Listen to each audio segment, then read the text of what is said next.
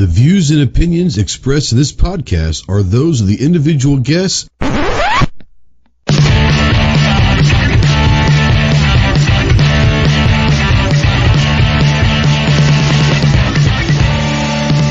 If you're a sensitive snowflake that may get easily offended, then turn this off immediately. If you want to hear the real truth about the gun culture, then stick around. This is the Armed Citizen Podcast.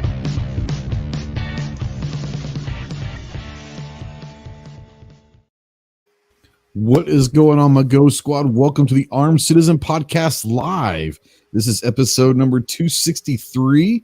Today's date is Tuesday, good Lord, October 18th, 2022. Good mute Clover there. It's got some weird background noise that he usually doesn't have, but it's all good. If you are out there in the live chat, then welcome to the dark side. We don't know that you're out there unless you say something, so please make a comment and all of that jazz. If you want to call or text in, yes, you can call in or text into the show. Utilize the Ghost Tactical Hotline presented by our good friends Rod and Shelly Gates over at Aegis Gun Care. That number is 530-364-4678. You like how Clover has the power to unmute his ass? I don't know. I don't like that. I don't like that power right now.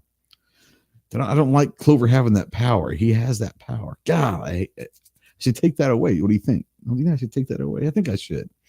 All right. If you're a veteran, get back into the real stuff. If you're a veteran, or really anybody, but especially if you're a veteran and you're in that hole, you're in the darkness looking for that light, call me, text me, email me 24/7. I cannot give you medical advice, but I can be a pretty decent ear, maybe to talk you through some stuff. If you're looking to get someone that can get you some medical attention or get you towards some medical attention, remember two things. One, you are not alone. I am struggling tonight. I'm sorry, guys. You are not alone in this fight. There's a lot of brothers out here that are willing to help you. And two, the world is a much better place with you in it. So please utilize the Veteran Crisis Hotline, 1-800-273-8255, or just dial 988. We are spotlighting, as always, United States Marine Corps. If you have any questions on what it takes to earn the title United States Marine, see the website marines.com. And we are a proud member of the Self-Defense Radio Network. Please go check out all of your favorite pro-gun, pro-2A podcasts over at selfdefenseradio.net. Let's see here. I'm going to go ahead and get this off of my ugly mug and bring in the crew tonight. Before we get going, my people have prepared a statement. So I do want to read a statement. It's a kind of a press release, if you will. I, at this time, would like to proudly announce my candidacy for president. If elected, my first thing that I'm going to do is I'm going to, on the inaugural, on the stage, right after I take the oath, my first act as president will award Clover Tack with the Presidential Medal of Freedom for his contributions and achievements in... Well, they didn't list any. I'm sure he's got some achievements somewhere. Wait, hold on here. I'm misreading this. Wait, I think CloverTech might have written this. This says I'm announcing my presidency for my local chapter of the CloverTech fan club. Oh, I don't think so. I don't want any part of that shit. So let's move on. From Gear Reports, our good buddy down in Florida, TJ. What's up, Holmes? What's going on, man? I'm having a ball down here. Yeah, it's nice and warm down there. Oh, dude, sweating my butt off today working. Man, it rained and cooled it down to like mid 70s. October yeah, I think weather. the high was 52 today. I think here it's supposed to get down to 27 tonight. Tomorrow's gonna be a balmy 58. I don't know how much farther south I can move if it gets to 20s here. That'd be it. I'll be like, well, where's TJ at? He's in Cuba. You go to Cuba, yeah. Yeah. Oh, well, they won't let me have my guns. I bet you they wouldn't give a shit. Well, they probably would. Maybe. Actually. Let's go Costa Rica. You can go to Puerto Rico. I can go to Dominican. Everyone's got guns in Dominican. I know. It's gonna be warm. Hey, you could go visit Venezuela. I mean, I heard that's beautiful this time of year. Probably super cheap. Yeah, because everyone's trying to get the hell out. There's not too many flights going to Venezuela. All leaving Venezuela just right now. Walk in, buy a hotel for like 10 grand. Like, perfect. I've got 30 rooms. Yeah, you just got to worry about all the bullshit going down there. But hey, at least you'll have a cartel to help you out with. Yeah, I'll pay them off. It'll be fine. I never do that. Oh, yeah. You got our buddy from EAA over there. What's up, Chase? What's up, yo? Apparently I joined at the right time. So we're taking over Venezuela here. Let's go. I mean, why the hell not? Fantastic weather. I don't think that we could do a worse job. Do you? I mean, it's already pretty ridiculous. So I'm pretty sure we can clean it up a little bit. It's a huge oil reserve. We can make all the money. We can make all the money and be big landowners. And I mean, it's like a perfect situation down there. It's just ripe for the taking, Yeah. Anyway, so this ugly bastard, this is not an avatar. This is actually him. He will not move through the duration of this show. He is like that, but he's always riding shotgun. I send him the wrong link sometimes. Like I send other people's links. Like I've given him like Jeff's weird ass links for Gear Report, and he still shows up. I don't understand how, but. The tactical leprechaun himself. What's up, Clover Tack? I'm a little bit concerned about the mic. Well, it's fine. I think it takes a few seconds for it to drown out the background. It sounds fine now. So, that's weird. Yeah, because I've never had an issue with this thing. It's pretty good with the noise canceling. So. Yeah, and I think it might have just taken a few seconds because I don't hear it now, but it's all I good. unplugged it and plugged it back in. So I mean, maybe it was a little loose or something too. I mean, it could have been. Yeah. You got a shotgun for the week for us? How about a Stoger M3500 Snow Goose? You and your damn snow gooses. You like shotguns that are taller than you are, don't you? Yeah, I do. I really do. They're not tall. It's pretty cool. I mean, similar to that Mossberg, of course, but it's in the all white with it doesn't have the camo pattern like the Mossberg Snow Goose, but it's got the extended mag tube and all that good stuff. So looks pretty sweet anyway. Coming 10 gauge. Gun Snob's coming in hot. He says TJ will be smoking his cigar while sitting on his throne as a new president. See, he's not going to be the president of Valenzuela. I think he's going to name himself like dictator. Like he's president. We go by height. We go by height down there. Sorry. Yeah, I'm screwed. I'm not as low on the totem pole as Clover, but I guess Chase would be like he'd be like the overlord. I don't know. Yeah. The enforcer. I can roll with that. Yeah. I'm on Expedia. He also says, unfortunately, Clover still sounds like a damn Texan. What's that? I said I'm on Expedia on the other screen looking for tickets to Venezuela. Probably get them for about nothing right now, I bet. Just saying. All right. Jesus. All right. Everybody, I've had a long day, so I'm a little out of it, but it's all good. Everyone knows that on Thursdays, Saturdays, and Mondays at 10 a.m. over in our YouTube community tab, we put our Ghost Tactical polls out there. We have a little fun with them. So let's go check out this week's. Everyone knows that October is one of my favorite months. I'm not a huge horror movie guy, but I do enjoy them. There's a couple series that I really enjoy. I'm a huge Halloween fan. But I put out there 5 days ago. It's got 1.9 thousand votes. I only put 4 choices. Obviously, there could have been more, and I think I messed up with one. I think I could have done a little bit better. But of these, who is the best horror movie villain? Michael Myers, Freddy Krueger, Jason, or Jigsaw? Chase, I'm going to start with you. If you had a pick of those 4, which one would you go with? That's a tough one, man, because there's something about Jason that's just what it is, even though the movies are usually pretty terrible. Yeah. Jigsaw I like because it's such a mind game and he's sadistic. Yeah. You know, Michael Myers, yeah, that kind of stuff. That's classic. Jason's classic, but honestly, I'd probably go with Jigsaw just because of the mind games. Yeah, and I almost didn't put Jigsaw on there. I almost went Chucky, which has been interesting. But like Jigsaw, like the Saw movies are like huge. Like they are like they've got a crazed like cult following and all of that. So, you should really pronounce horror better. I think it's completely different.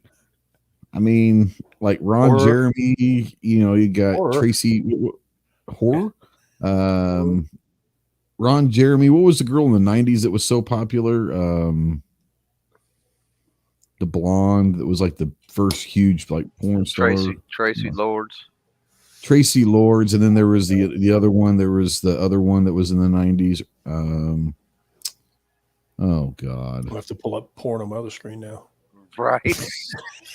I promise I was looking at that for research on Ghost Show. Like it's not already up there. Yeah. Come on. It's already up there. I swear it had nothing.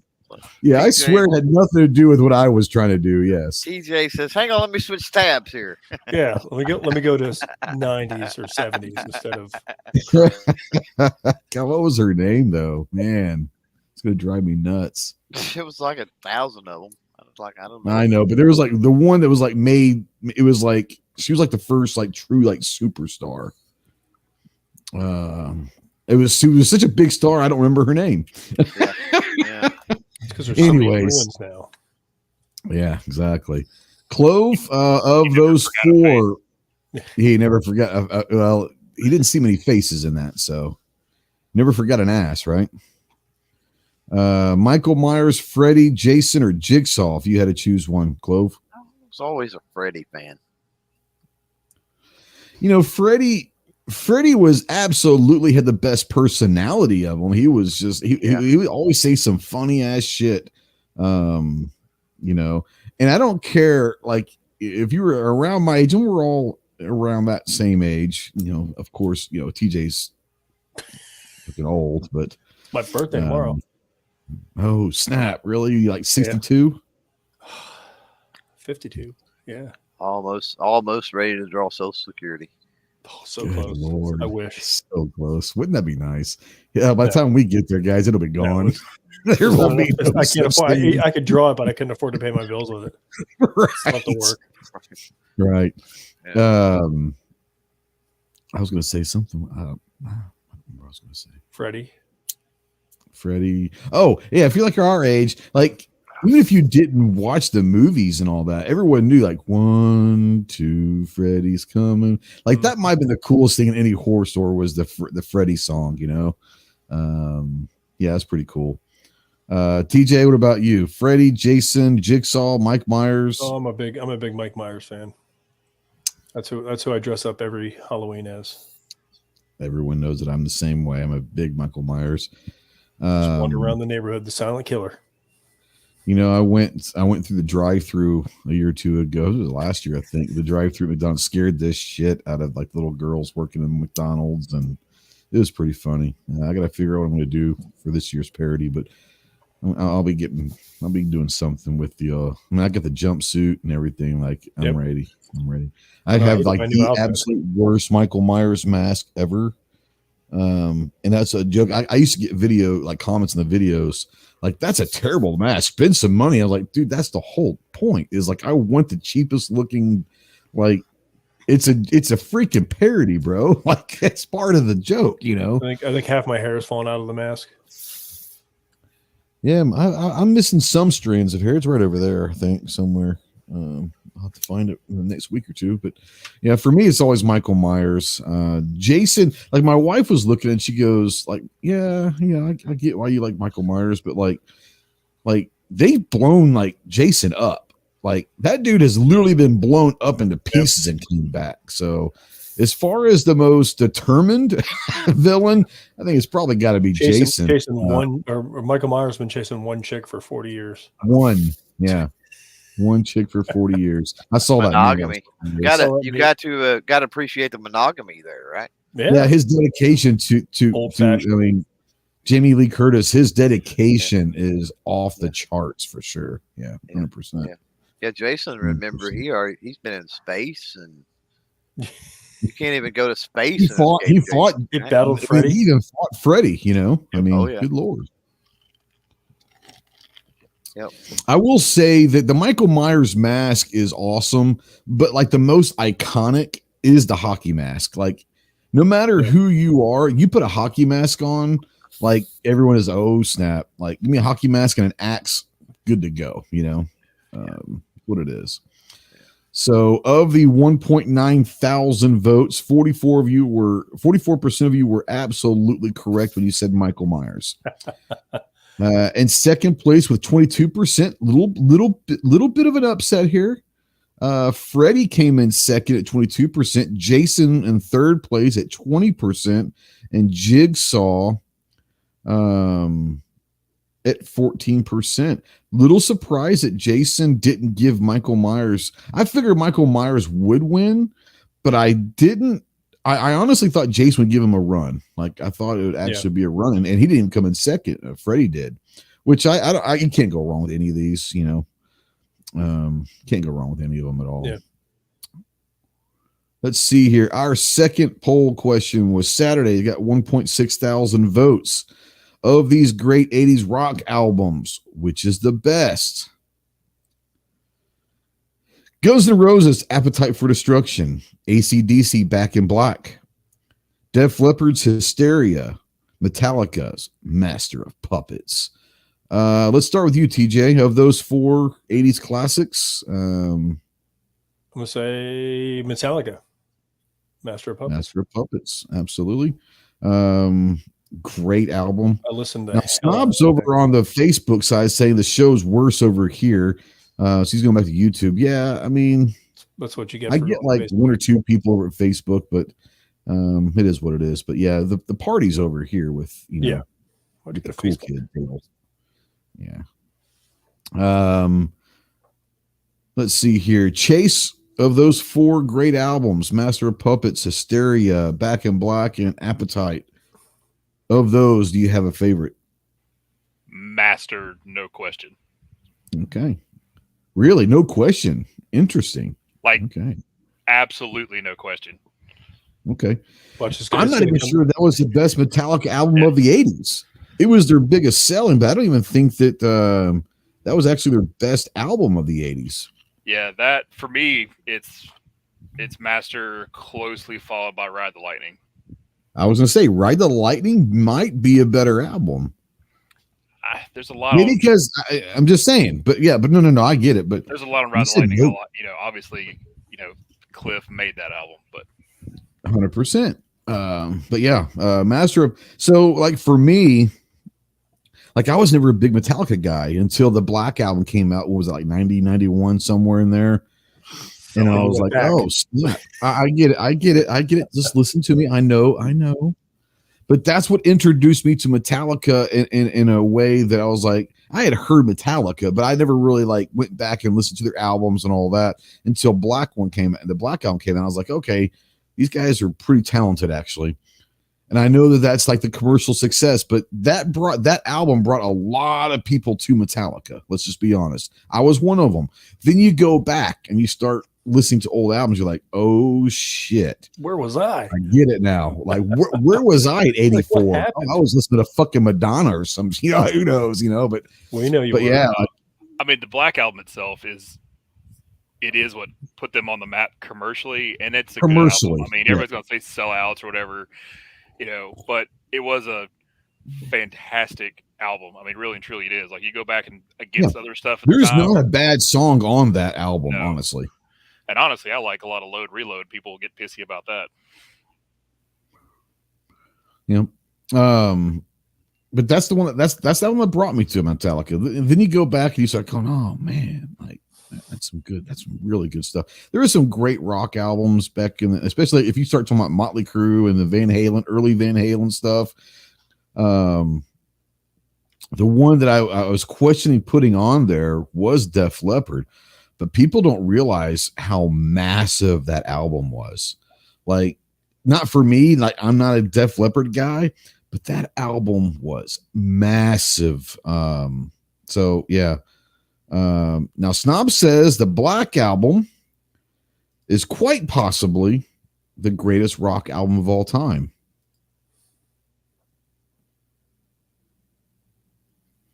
Okay. We'll see. Clover, Appetite for Destruction, Back in Black, Hysteria, Master of Puppets. Well, what say you? I agree with you that Hysteria is a little odd in that group. Yeah. But at the same time, and I know you only get so many slots, right? You only get 4. If you're doing a photo, if you're doing an image poll, you'll get 4 slots. Yeah. But if you're gonna go Hysteria, like Slippery When Wet's got to be in there. Like it was close, man. I'm not gonna lie. The three albums that I almost went with instead of Hysteria was Van Halen 1984. Oh yes, that was great fucking album. Yeah. Motley Crue's Dr. Feelgood album. Love that album. Agreed. And Slippery When Wet. Those are the 3. And I went and I was like, you only got so many slots though. You've only got so many slots, no Black Sabbath, no metal. We're talking 80s rock albums, bro. Like when I think of Sabbath, I'm not thinking 80s. Just saying. Yeah. At that point, Ozzy was gone, and whoever the hell they had was Dio, man. Yeah. I don't even know who it was, honestly. Yeah, it's Roddy James Dio. It was the the midget of metal. Come on. Yep. Holy Diver. Exactly. I was thinking Holy Diver immediately. Yeah.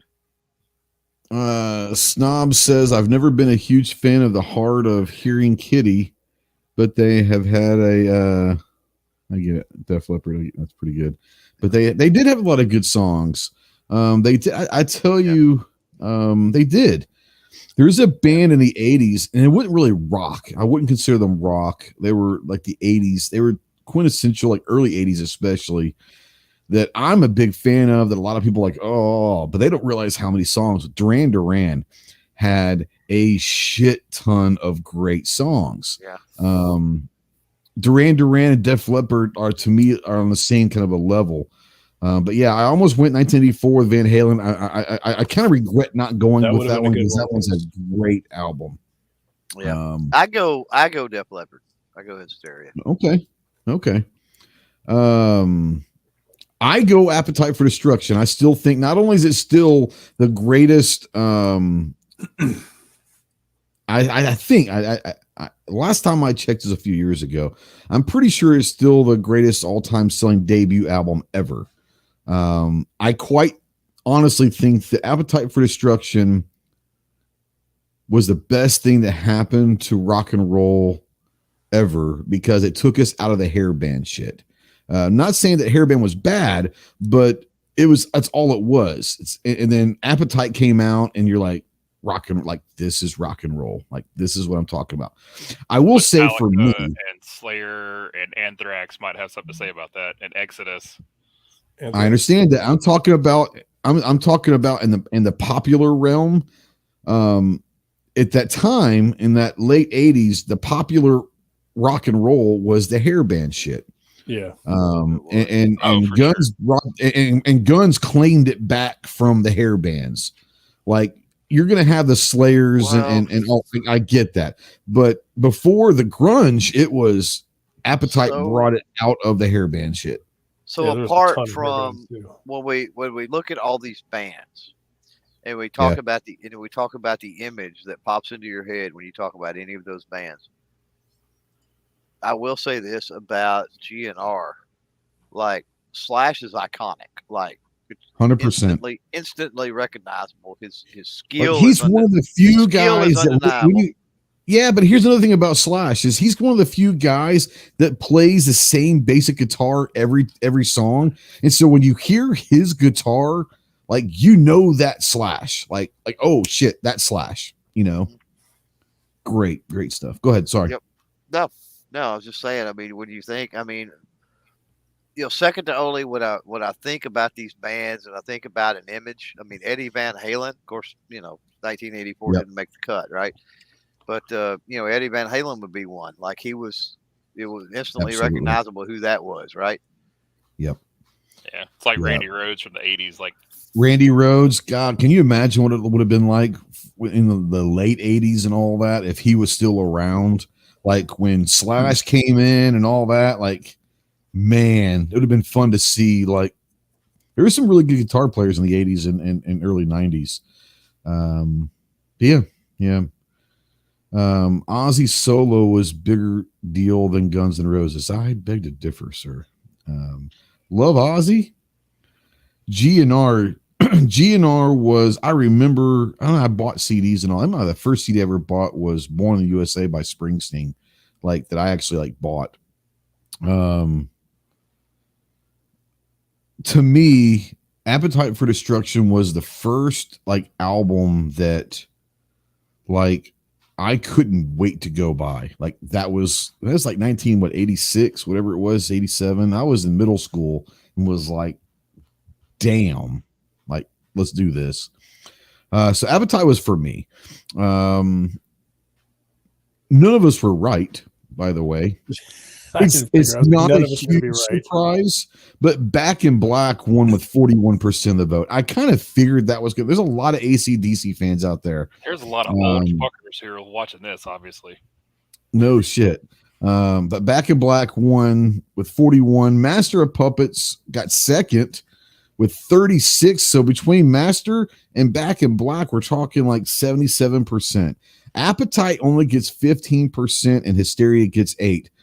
It would have been interesting if I would have put like 1984 on there.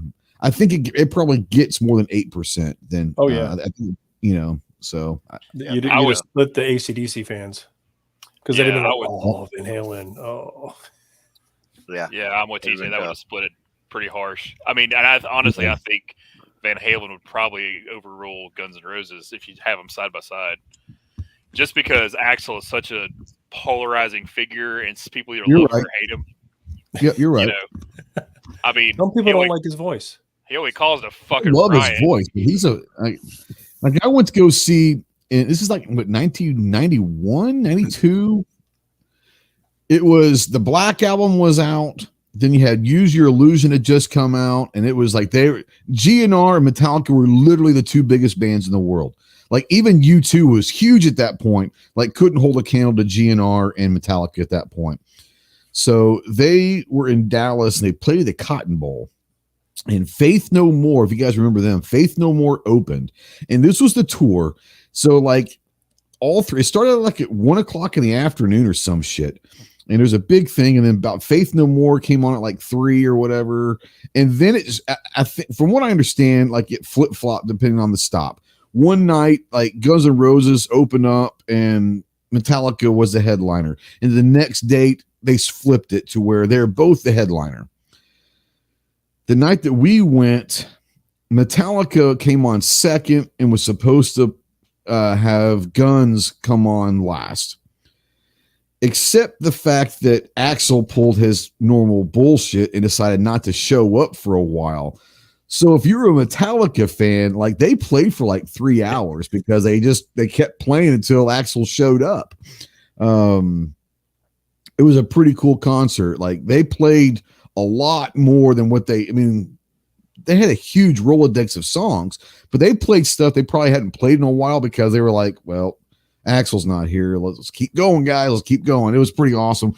And then finally Axl shows up and GNR puts on a great show. It's a great, great time. I don't remember a lot of it, but I remember having a really good time. I do remember that. The good old days. Yeah. Our third poll came out yesterday and it's got 1.7 thousand votes. This kind of came from last week's discussion that Clover and I had. We had a lot of great questions on like, and it spurred this conversation on, I think it was Jacob or someone was talking about there. Robert Adams, hey, from Ohio, what's going on? Real quick, let's say hi to some people out there. Let's see here. Let's start at the top real quick. You're like way behind. Huh? You're way behind. So many people. Oh, I know. I'm going to say hi. Timothy, 10 Nights out there. What's up, Tim, buddy? Buck's out there. Snob's out there. Wes is out there. We'll see Wes in a few weeks here in Tulsa. Snob's out there. Defense Dad's out there. George Washington. I always see. Do I call him Mr. President or General or what? I don't know. Maybe General President General. President General Washington. I thought it was G Wash. Yeah. Or G Prez. No, it's just G Wash. Yeah, G Dub. So yeah. Defense Dad says he just got the Stormtrooper headphones going on. Hell yeah, he does. I think I said Gary out there, but Gizzard Gary's out there. Roy Munson's out there. It says the Leprechaun has been in space too. Yep. I never watched any of the Leprechaun movies. So I love Leprechaun movies. I love a good D. I fucking hate Leprechauns. Like the fact that I even talk with Clover is like Clover's people, man. That's like should be his like absolute movie. Like right. You know, there's a Leprechaun fest every Halloween at his house. Come on. I'm not going to touch that one. I mean, yeah, Leprechaun's been everywhere. He's been in space. He's been in the hood. Everywhere. Yeah. What about Killer Clowns from Outer Space? Oh, I watched that movie the other day. Oh, I could have put Pennywise. So it would have been interesting. That'd have been a good one. Oh yeah. Pennywise. Everybody Pennywise. hates Pennywise. I know. Yeah. I like Tim Pennywise. Curry better though, personally. I was a Curry Pennywise fan. Yeah. Just because he's just creepy without the makeup, but put him in a clown suit. Fuck it, it's over. You know. Dude, creepy. Yeah, I watched Rocky Horror Picture Show the other night too. Yeah, it's that time of year. Great movie. Yeah. Oh, Crystal fell Every asleep. I had year, to watch the whole thing. Dallas had a showing at the Arcadia Theater, and it was like the big, like the whole Rocky Horror, like the whole experience where they had the people leading the different, and it was like people that if you've never, whether you have watched the movie or not, whether you like the movie or not, if you ever have an opportunity to go to the Rocky Horror Picture Show, but like the whole like show, because the audience is involved in the show. Let's just be honest. It's fucking awesome. Do it. You will not be disappointed. I did it years ago. It was great. Oh man. I think I have one coming in Cocoa Beach Playhouse or Cocoa Playhouse. You need to do it, man. Need to do it. P&W Woods is out there. Ricardo's out there. Let's see here. I think I said Defense Dad's out there. Robert Adams says Quiet Riot, Mental Health. That was a damn good one too. Yeah. I remember buying Quiet Riot in vinyl for real. Like went to the record store. People don't know what record stores are here anymore. We went to the record store and bought Quiet Riot Mental Health. Great album. I bought a lot of these on sets. Yeah. F&H is out there. Moo's out there. Start calling him Experian. Him and what's the wrestler does Experian the oh god. John Cena. Yeah, I'm having a bad day, man. I don't know what it is. Dude, it's all right. Out of it. We love you, man. I appreciate it. Maybe you should do the time warp again. Let's do the time warp again. All right. Wow. Pat in the Bunker's out there. Marcus is out there. I think I caught Leprechaun was awesome. Jennifer Aniston. Come on. Was Jennifer Aniston one of the Leprechaun movies? I didn't know that. Yeah. Like young, semi-attractive Jennifer Aniston, not French Jennifer. Friends, yeah. See, I think she's got more attractive as she's got better with older. age. Yeah, she's aging fantastic. There's some of them like, okay, so Jennifer Aniston's one. The two, there's actually three of them that I say are to me much more attractive as they get older. One of them is Halle Berry. If you watch John Wick 3 and don't think that Halle Berry is the most beautiful older woman you've ever seen, like you're done. Jennifer Connelly, Maverick, my God. Yep. There's just so many of them that are just better looking as they get older. Elizabeth Hurley, God almighty, that woman is still gorgeous. Michelle Pfeiffer is still gorgeous for 60. There's a lot of them just look better. But Aniston, to me, I like Aniston like right after, like the tail end of Friends, like right after Friends. What was that movie she was in? She was in a bunch of one with. The what bet where they took the RV. Oh, We're the Millers, one of my favorite movies ever. Yes, but she was also great. And there was a movie that she was in, Adam Sandler. That she was like his assistant. He was a doctor or something. Went to Hawaii and she looked great, in those movies. So. Horrible Bosses, wasn't it? No, she's in Horrible Bosses too, but this wasn't Horrible Bosses. This was I can't remember. Just Go With It or something like that. Maybe I don't know. Anyways, what are we talking about? I don't know. Hot older women, obviously. Other screen. Hot, yeah, porn on the other screen. Yeah. I mean, all right. Salma Hayek, come on. Salma Hayek is up there for sure. Definitely, Salma Hayek is up there. I just had one in my head that was. It'll come to me.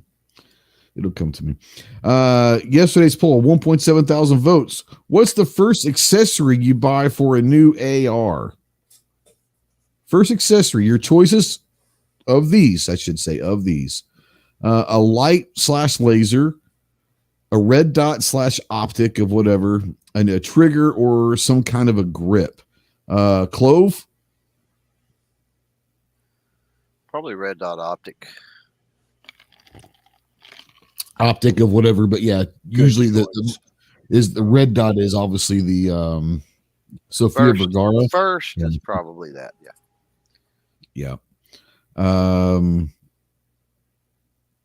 TJ. Optic. Gotta have a red dot. Yep. Chase. Optic followed swiftly by a trigger. So we're probably weren't even close. Yeah, what's up, 223? So yeah, I kind of tend to agree with that in that order. My order would be optic, trigger, probably a light of some sort, if it's for something that I would use that for. Lights usually last on my list. Depends on what a grip is typically the last thing on my list because I don't really. I'm one of the weirdos that hold it around the mag well. So I do have like a Riker and all of that, and I do like them, but a lot of times I'm in tight here. So I have really long arms, so I need some kind of foregrip up there. Oh, see, I don't have that problem. I've got the T-Rex. I can reach all the way to the end of the 16-inch barrel if I need to. Yeah. I've got no shot at that. I've got no shot at that. 6'3", like arm length is 8 foot. I gotta get 8 foot wingspan. Yeah. Okay. You know what? I didn't even think about this, but 100% I messed up. 100% messed up because actually the second thing I ever buy is a sling. I didn't even put sling on the list. I usually will go optic, sling, trigger. Yeah, sling.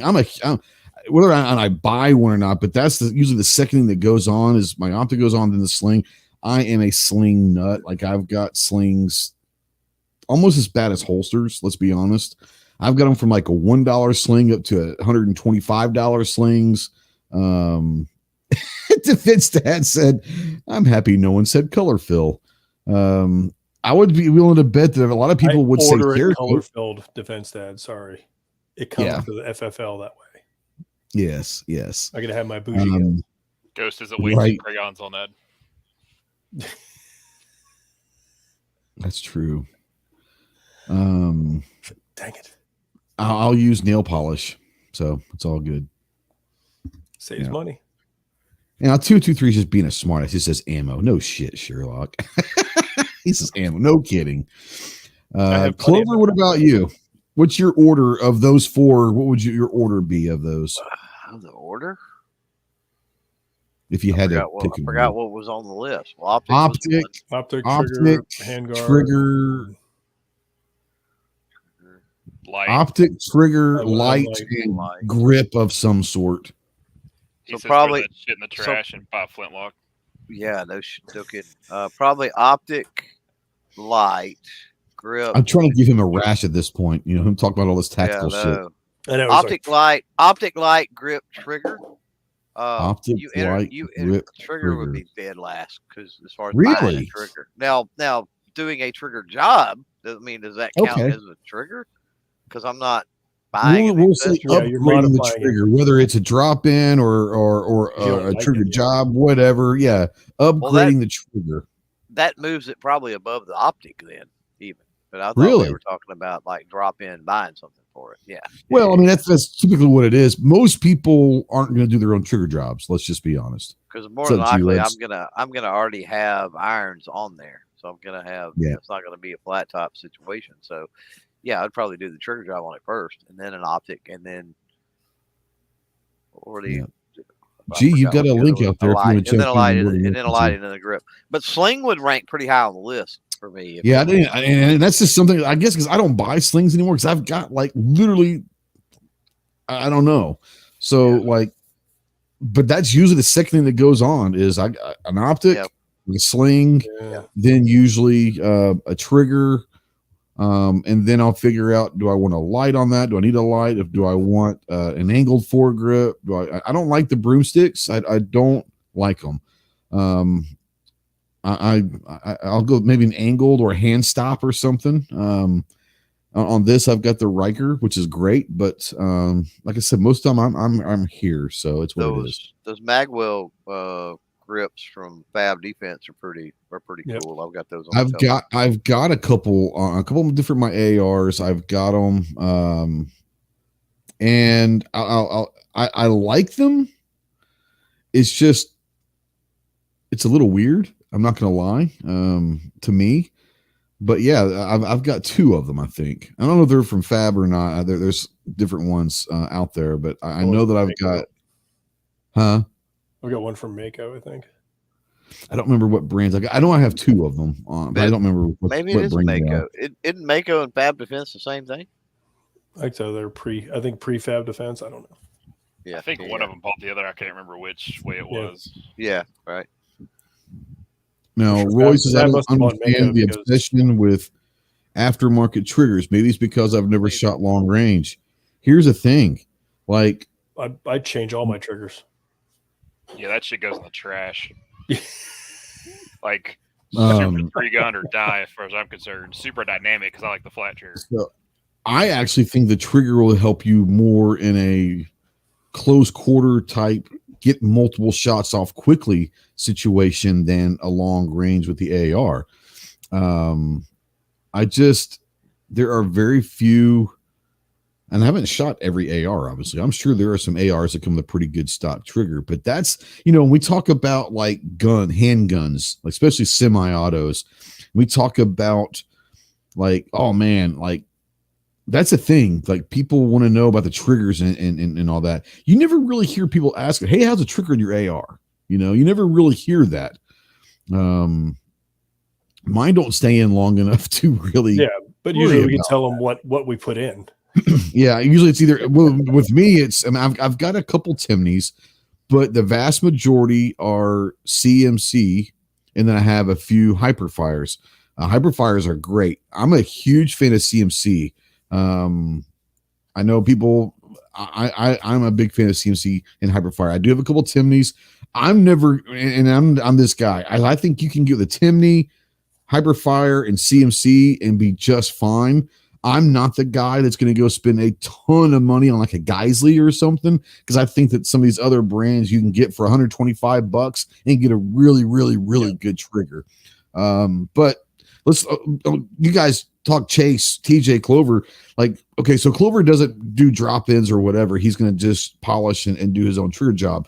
Chase, TJ, especially let's go with Chase first. Like you said, the first thing you do typically is to put a trigger in.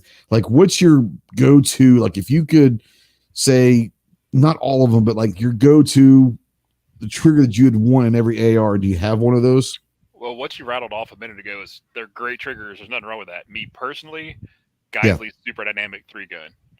Sure. Day, Okay. Every day. Absolutely. It's super fast, short reset, single stage. I'm a precision rifle whore. I like good triggers. That's 100% where it's got to be. It's not for everybody because it's light, but you can, if you know how to run an AR, you can absolutely run the shit out of one. They are fast. So are you talking about Really light wise, like a pound and a half? Like what do you think? You can, with a little tweaking and playing, you can keep them around 1.5 pounds routinely. Yeah, it's pretty awesome. No, I have no problem, guys. For me, I would rather get something with a Hyperfire or CMC typically that are going to give you a really good single stage, pound and a half, 2 pounds at the most. Oh yeah. And be good with them and saving a couple $100 sometimes, And a good one for the money too, we haven't talked about, is that LaRue MBT.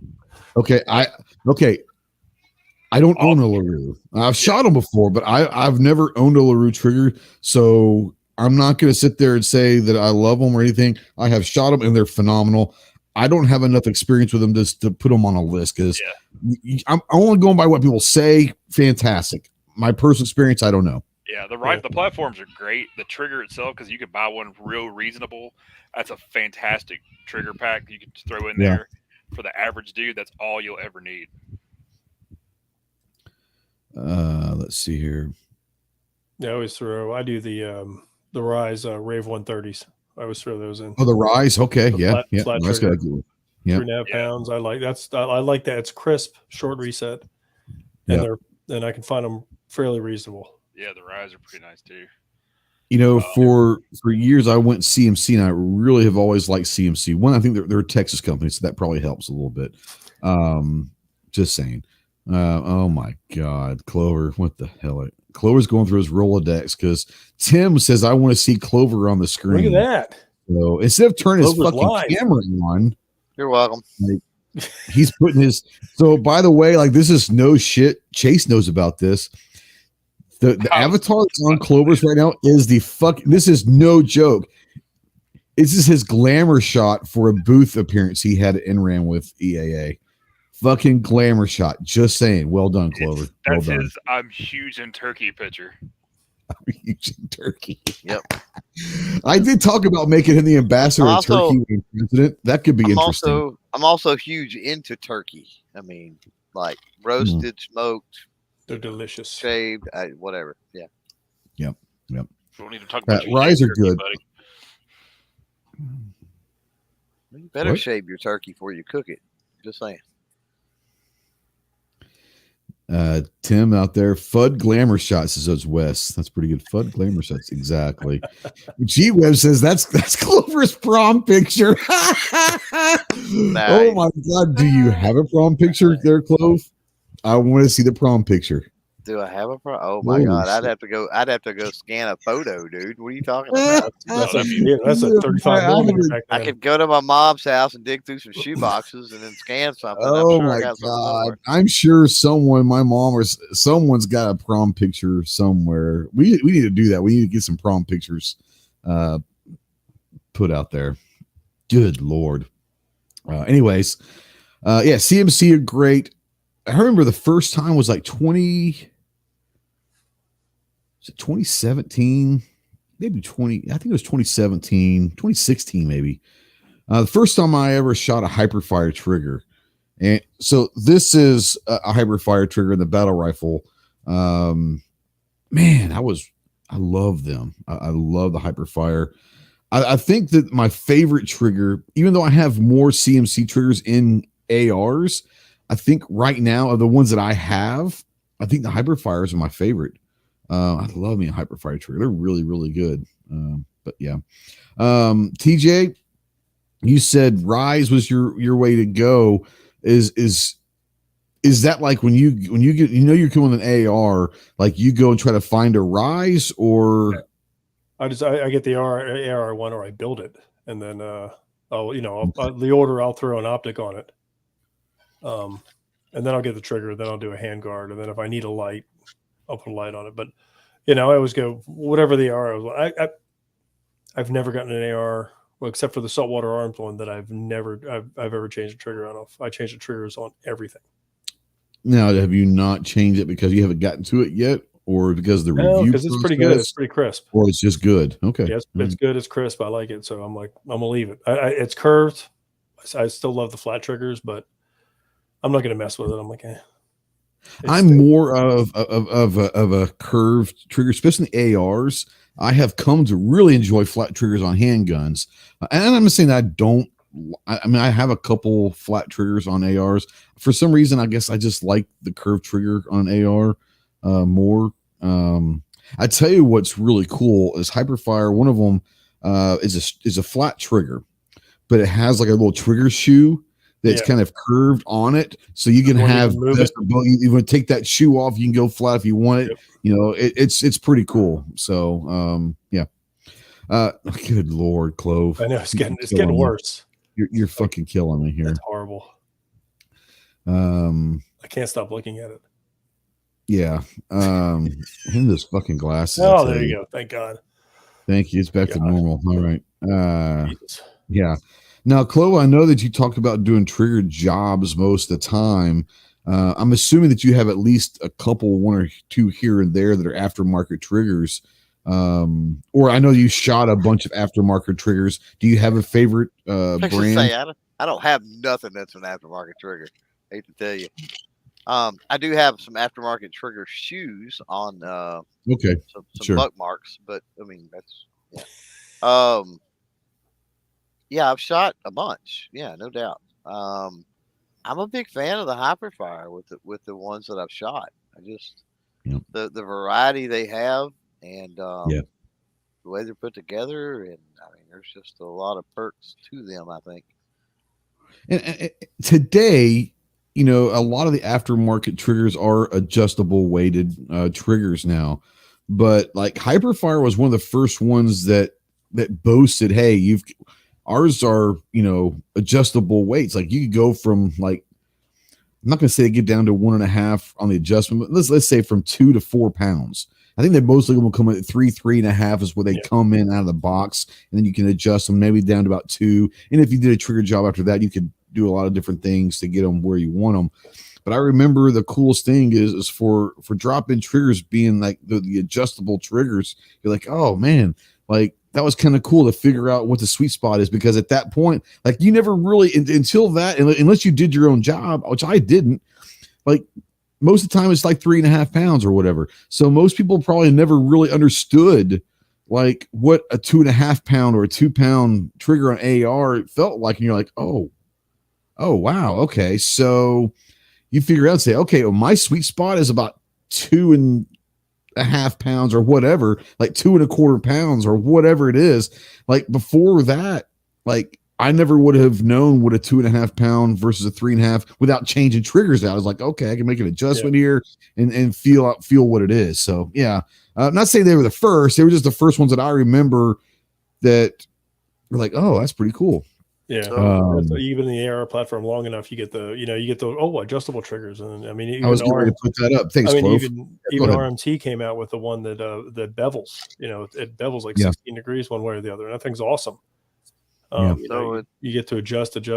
You know, pretty soon you're gonna. Here's a custom trigger. Put it whatever pull you want and whatever angle you want. You know, $250, perfect. I'll buy it all day. Yep. Go ahead, Clove. Oh, I was just saying, Jacob brings up the curved or flat thing, and he's saying that the curve seems more natural, but then he's never shot a flat trigger, and I would say you need to go shoot some flat triggers. One would think that the curved is more natural because your finger, has that curve to it. However, a flat is surprisingly natural, and the repeatability of where your finger rides on that trigger and the loss of energy pushing that trigger backwards, because you don't technically pull a trigger, you push a trigger, pushing the trigger backwards. You've got loss in a curved trigger where you don't have that in a straight trigger. So there's a lot of benefits to a straight trigger for sure. I would say, especially in a single stage trigger, like I would agree, especially with a single stage. A 2-stage, I think a 2-stage may be better for the curved. Maybe I don't know. Like I said, I'm a curved guy, but the benefits of the flat, especially in a single stage trigger, if you're going to be running a gun, that flat's going to really be.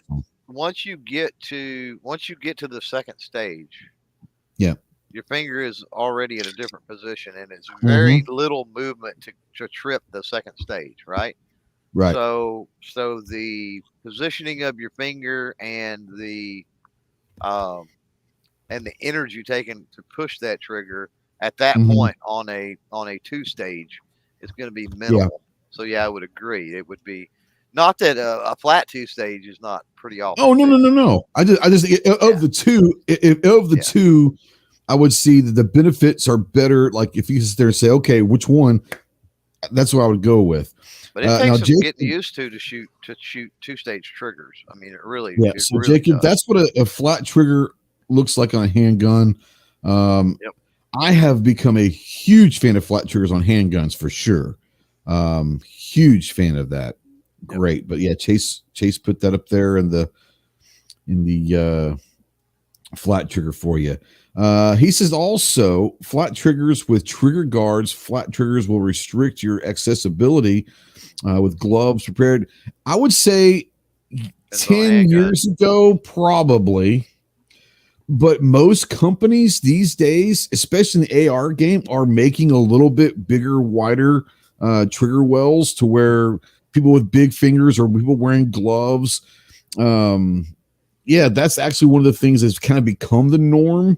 Is the larger trigger wells for people wearing gloves or just have big fingers. I've never had that problem on either with gloves on because I got small digits, so it's all good. I think maybe he's thinking about like flat trigger, like 1911 flat trigger, which is a whole maybe in a handgun. I think you're probably going to have a bigger problem with handguns with flat triggers than you would on the ARs. But think about the travel. Think about the travel that a curved trigger has to make. It's already curved outward, and it's got to travel further backward because it's curved outward. And I mean, it's a flat trigger. You're going to have way more room in that trigger guard on most things. Yep. But even today, even in the handgun world, there are companies that are starting to make those trigger guards and wells bigger for either gloves or especially like tactical versions. They're doing that because people wear gloves or they just big fingered people. So yeah, we're all getting fat. That's the problem. This is probably true too. 10 years ago, I would say 10 years ago, Jacob, that was a much bigger issue than it is today. That's just my opinion. Chase, from the industry side, when you hear people talking about trigger wells and all of that, is the size or fingers or gloves, is that something y'all think about in guns and all that? I mean, on some models, yeah. I mean, let's be honest, most trigger guards, especially with a flat trigger, is the way they're designed now, like on that P35. Right. You've got plenty of room. I mean, I've got a big hand. I mean, and I could easily manipulate that even with a glove on. Yeah. AR especially, anything like that. But I mean, most wells, with the exception of like a 1911, are big enough that it's not an issue. Even like today's modern 1911s, they're trying to do something different. Now, if you're going straight up, the Browning design, like then yes, that it's going to be maybe a little bit sketchy. Yeah, you're going for like a correct like A1 or something, but GI model. GI model. Yeah, if you go with a skeletonized trigger and all in a 1911, it's not as big of a problem. No, I mean, just look at the 92 is a great example of how big that trigger guard is. Jeff Tax out there. Can't stay. Good chat. Y'all have a good one. Man, I haven't seen you in a while. Hopefully we'll see it shot again. Tim says we blew way past entry level a while ago. I dig, just saying. No, we're gonna touch on entry here in a little bit because entry's a subjective. We spun off on the thing, didn't we? Yeah, we did. Now Marcus says AR platform, he'll go curved. AK platform, he wants straight. I would go different. I'd probably flip that. I would think backwards from that. Yeah, definitely. Yeah. Just me, but it is what it is. So tonight's topic actually is what is entry level? What are entry level guns? And this stemmed. So we talked about this in the past, but last week Clover and I were doing, and we had Jacob on there was asking about, hey, and we had a great conversation about entry level ARs, and we went down the line of, hey, are you willing to spend maybe $800 instead of $600, or because sometimes that $200 is a huge difference in what you get for that $200 and all of that. Then I went live for the first time in over a year on Instagram a few nights ago. My wife was at a concert. I was sitting there and I was like, I was looking at Instagram. I hadn't gone live. I went like 15 minutes. I went over 10 or 15 minutes. Sure enough, like an Instagram guy, hey, what's a really good kind of a starting out AR? And I was like, man, it's like maybe people are getting into ARs again. So this has come around a lot. And it's always there. What's a good little introductory AR? When you use the word entry level, the reason why I entry level scares me because entry level means so many different things. Like an entry level gun for Donald Trump Jr. is vastly different than what I would consider an entry level gun. For me, I typically will say an entry level gun is something that is going to be good quality, good value for a price that's very reasonable. That's kind of the definition that I use. Now, when you hear TJ, Clover, Chase, jump in here. When you guys hear the words entry level, whether it's handgun, whether it's AR, whether it's shotgun, whatever it is, when you hear the words entry level, like what comes to mind, TJ, right off the bat? Oh, like Taurus. So like you're talking like cheap, like price wise, right? Price wise. Yeah. Yeah. Okay. I mean, for So most like, most of us, I mean, I right. assume entry level Is is going to entry be it's going to be based on what I can afford, and when I first started, I was, not poor, but I was like, I bought Tauruses, I bought a Bushmaster, which is Sure. changed something else. Now it's back to Bushmaster, PSA. Yep. I was looking at $500-$600 for ARs. Yeah. Yeah, you probably the Wyndhams were probably around that point. Yes, DPMS. Rock Island had a decent an entry level AR. If you guys remember the Rock Island ARs there for a little bit. Yeah, Troy actually had a really good package for around that $700-$800 ballpark too. At the time. Like I said, there's that to me. That's what, when you're talking entry levels, like it's kind of like the basic bargain basic model for hopefully you can afford it, and then maybe put a trigger in it if you don't like it, or at least get an optic on it or something. I want to take entry level a different direction. I knew everybody you hear entry level and everybody immediately goes to price. I consider that budget, right? Not entry level. It's like an entry level job, right? Like, what's an entry level laptop I could get, or tablet, or house or car, right? So price is certainly a part of it, but I think you also got to figure in ease of use, right?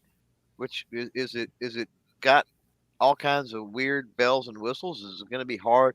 For example, maybe when you think entry level, you think maybe a handgun. Is the manual of arms, right? Is there something complex about it?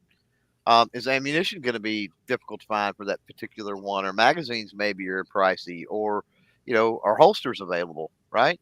Like there's all kinds of factors to me beyond the price that go into entry. Magazines prices, yeah, absolutely. Yeah, and you talk about also is something that, to me, when I think entry level, it's something that's going to be serviceable. It's going to work.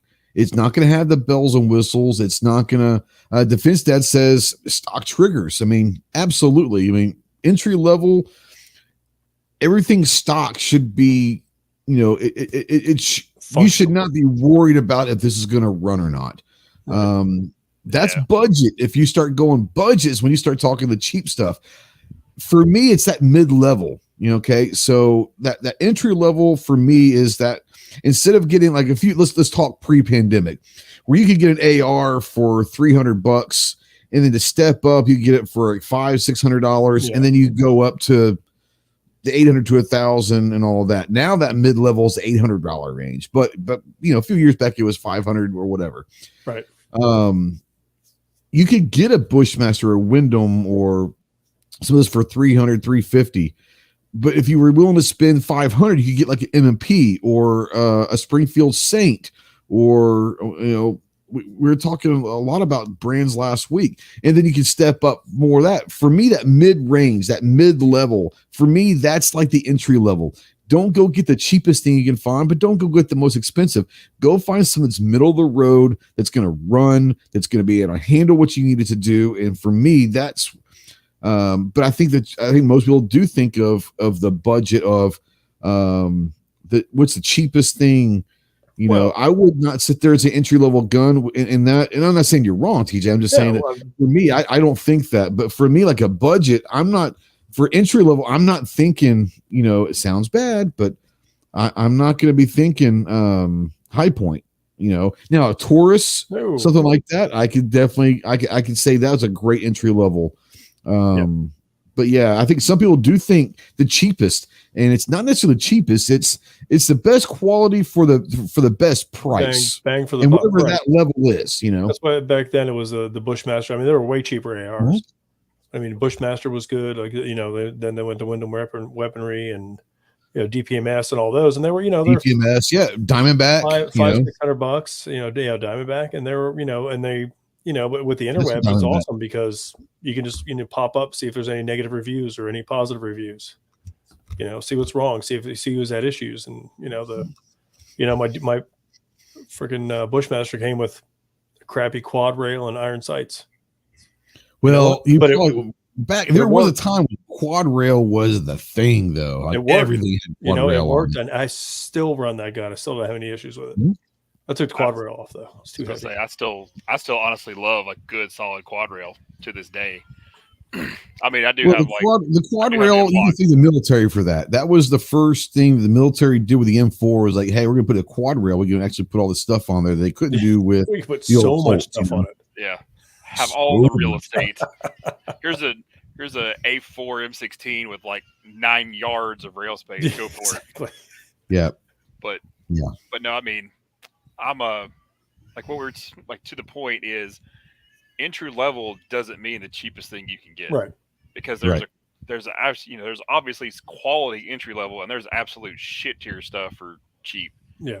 And you gotta, if you don't know what you're doing, you need to talk to somebody, go to a reputable shop, something that's got an idea of what's going on to help you out. There's a lot of shit out there.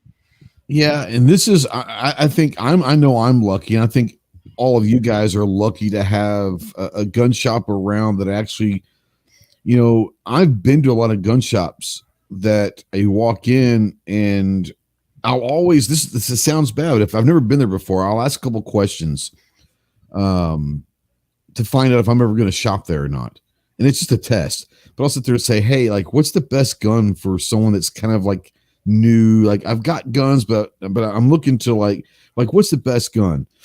And if it's shit that they have, like right there, they're trying to get rid of, and they start saying, well, this, and this, I'm like, okay, I'm out. Thanks, guys. Appreciate it. But if they're saying, hey, this is good. We don't have any right now, but you should look for this sometimes. But this is a good one and all that. You don't know what you'll know if they're telling you the truth or if they're just trying to sell you something. And it's kind of one of those things that I do in gun shops that I've never been to. I just want to kind of see, like, are they knowledgeable or are they just salesmen? Right. Because there's a difference. I think we're fortunate when it comes to gun shopping as well, that we're being in the community. We know a lot of people that if we had questions, we can go, hey, is this gun worth a damn? Absolutely. Oh, yeah. But more important for me, it's just being able to go to a gun shop and like, because I'm not doing it for me, honestly.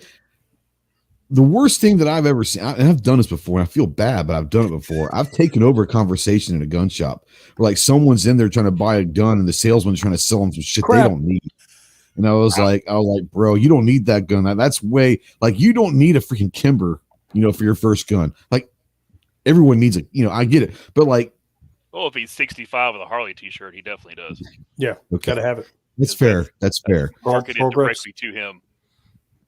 Now, defense stats is just getting HK. Well, I mean, okay, so that's fair too. That's just fair. Story. They're fantastic. And that's where I'm different. Like what you're talking about, what you consider mid-tier. Like I consider Daniel Defense, Bravo, that kind of stuff mid-tier. Yeah. Nowadays, 5-6 years ago, the Daniel Defense and all that were like the top tier. Yeah. Like when I was slinging the hell out of those things, they were mid-tier rifles. They were fantastic guns. but they're middle of the but road. now you can find you can get into some stuff for. I mean, you can spend as much money as you want to now. You know. Oh yeah. I mean, we had HKMR 5.56s, Noveskis, LaRue. If you want to get high end, I got high end. But if you wanted a solid ass rifle for the money, you were in that $1,200 to $1,500 ballpark. Buy Daniel, buy BCM. It's not going to let you down. BCM, Daniel. I mean, back when they were $1,200 to $1,400, phenomenal. Now you're looking at least two for those. It might be coming down a little bit, but I mean, it's still like last couple of years. You're looking at $2,000 to $2,500, where that's what I'm talking about. Great guns, but I could go and find a couple guns like a Black Rain for $800 to $1,000, and it's going to be solid as shit. It's saving some money now. There's so many options. It's ridiculous. Exactly. Stuff. I mean, obviously you have like your LMTs and your KACs and all that crazy. That's what roll call says. Just get LMT. Just It depends on what your budget is. I've put some really high end optics on some shit ass rifles, and vice versa. It's all on what your budget is. All right, just build them now. Yeah, much easier. It's a true story. I have built a few. I'm still the guy that just goes buys them, and I'll just do some upgrades and all that stuff. Mostly because it's just time. Like I'm one of those guys. I want whatever I want. I want it now, and I don't have time. I don't have the time to build because of work and all that. And so it's like, okay, like I want it now. Let's just go buy and I can upgrade here and there. So that's an interesting thing you brought up, Chase. I want to go through the room real quick, and you guys just jump in. We're all doing this a long time with each other. Expensive optic on a cheap rifle, or a cheap optic on an expensive rifle? Which one do you think is better? What kind of rifle is the question? Okay, all right. So are we talking like ARs, or are we talking like deer rifles? Let's talk ARs right now. Let's talk ARs. We'll go down the line. On an AR right now, would you rather go and put an $800 optic on a $300 AR, or a $100 optic on $1,000 AR? $100 optics coming apart in about 4 rounds. Right. So yeah, I was going to say the optic. I'm going the better optic. So you're going to choose optic quality over rifle quality? Nope. If the rifle's functional, I mean, you got to have the optic to function as well. So if we had pre-pandemic, yeah, exactly. I'm more TJ. If we had like a pre-pandemic M&P Sport price at $550 to $600, right, and I can put, say, an aim point of that same monetary value on top of it, I'm absolutely going to put a better quality optic on a cheaper rifle. I'd put a $2,000 optic on a $500 rifle. I can make a rifle shoot. I can't make an optic work better. Yeah. And you would not put a $500 optic on a $2,000 rifle, what you're saying? Fuck no. Okay. I heard Clover chime in. He says, I beg to differ. So go ahead, bud. Yeah, I do it the other way. I've got a $400 optic on my 50 BMG. So, yeah, I beg to differ. But to each their own. There's a difference between, I mean, what are you doing? Are you going over, dragging it through the hills of Afghanistan? Or, yeah. Are you going out to the woods? Or are you taking it to the range? Or are you shooting a competition? It's going to depend on what you're doing with it. Right. But, for $100, for $100 to $150, I can get a solid optic for any AR you want to put it on for the vast majority of uses that people use them for. Yeah. Well, I'm about optics snob, but I'm not ashamed to admit it.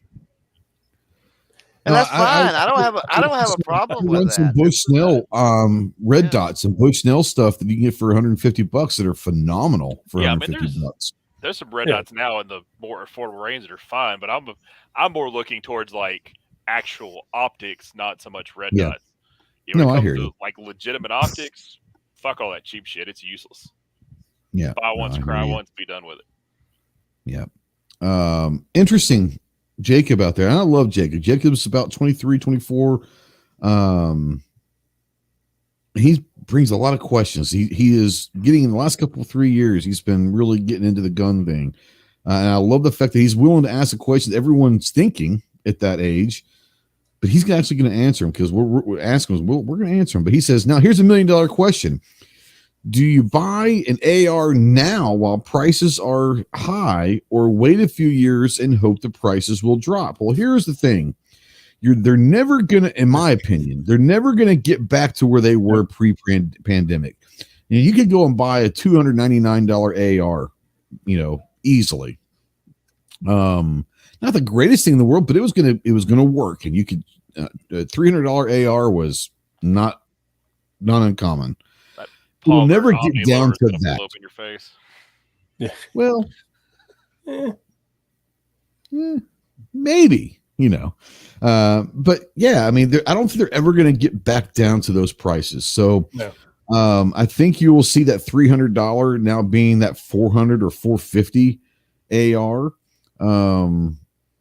I don't think it's ever going to be down to $300. So if you're waiting for it to get back to like pre-pandemic prices, never going to happen. To break this to you, it's never going to happen.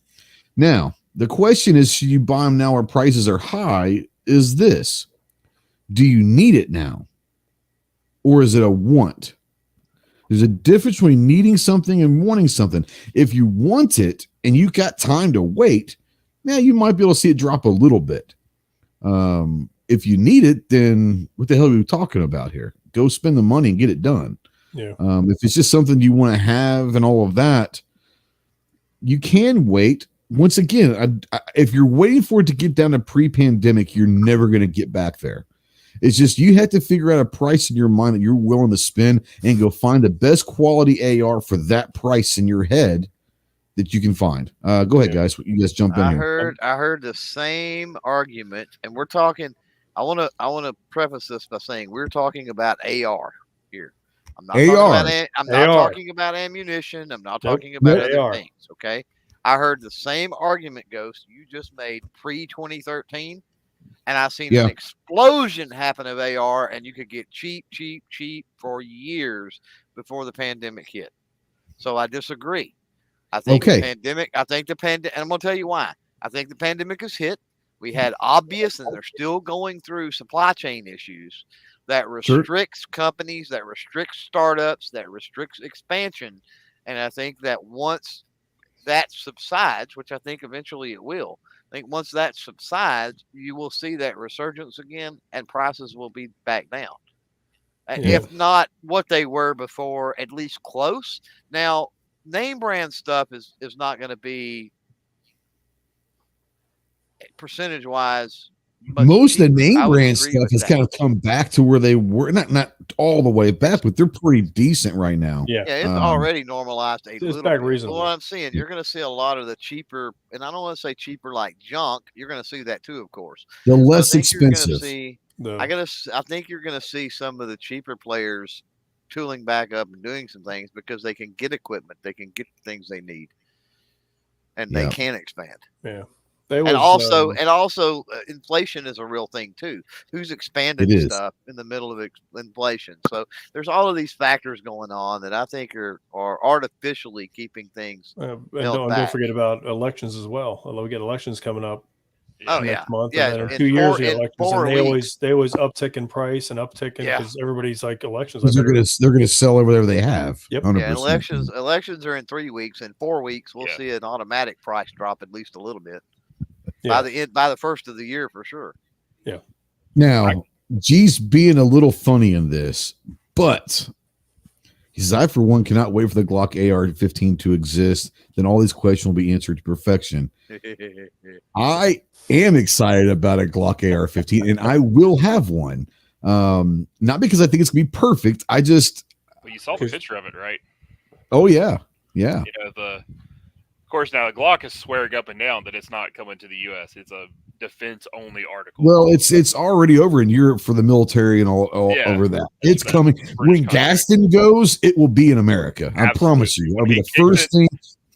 Gaston goes, there will be an AR. There will be a 1911, possibly revolver. Probably, maybe not, but definitely a 1911 AR. Will be everywhere. A 9mm carbine will happen overnight. Oh, hell yes. Be like a high pointish looking carbine. Oh yeah, the true test of perfection. Would it not be hilarious if Gaston dies, they immediately buy, which you know without a doubt they can do. They immediately buy High Point and then just rebrand it Glock. That should be hilarious. It's pretty Literally close.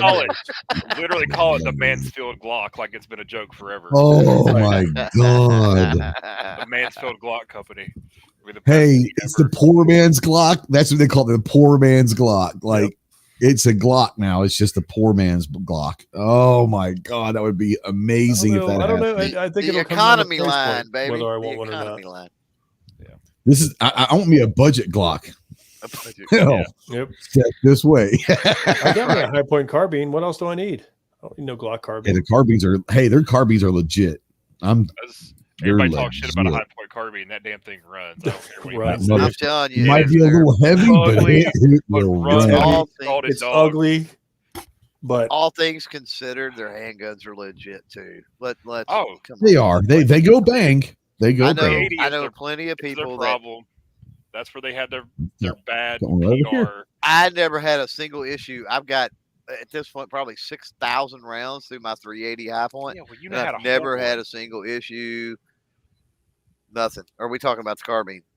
No, I'm talking about the 380 pistol. That's where most people had problems because that had a Really? certain.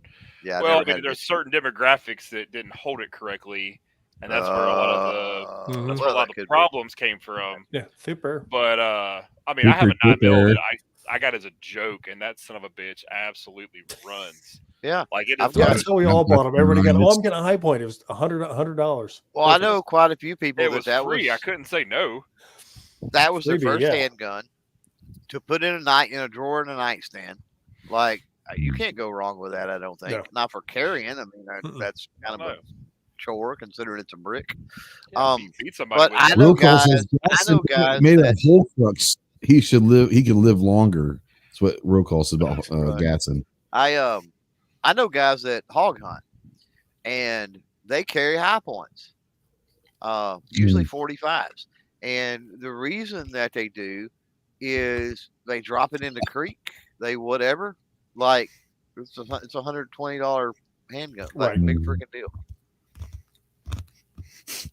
Check his high point. I'm not that desperate yet. Snob says the PMG line of Glocks. There you go.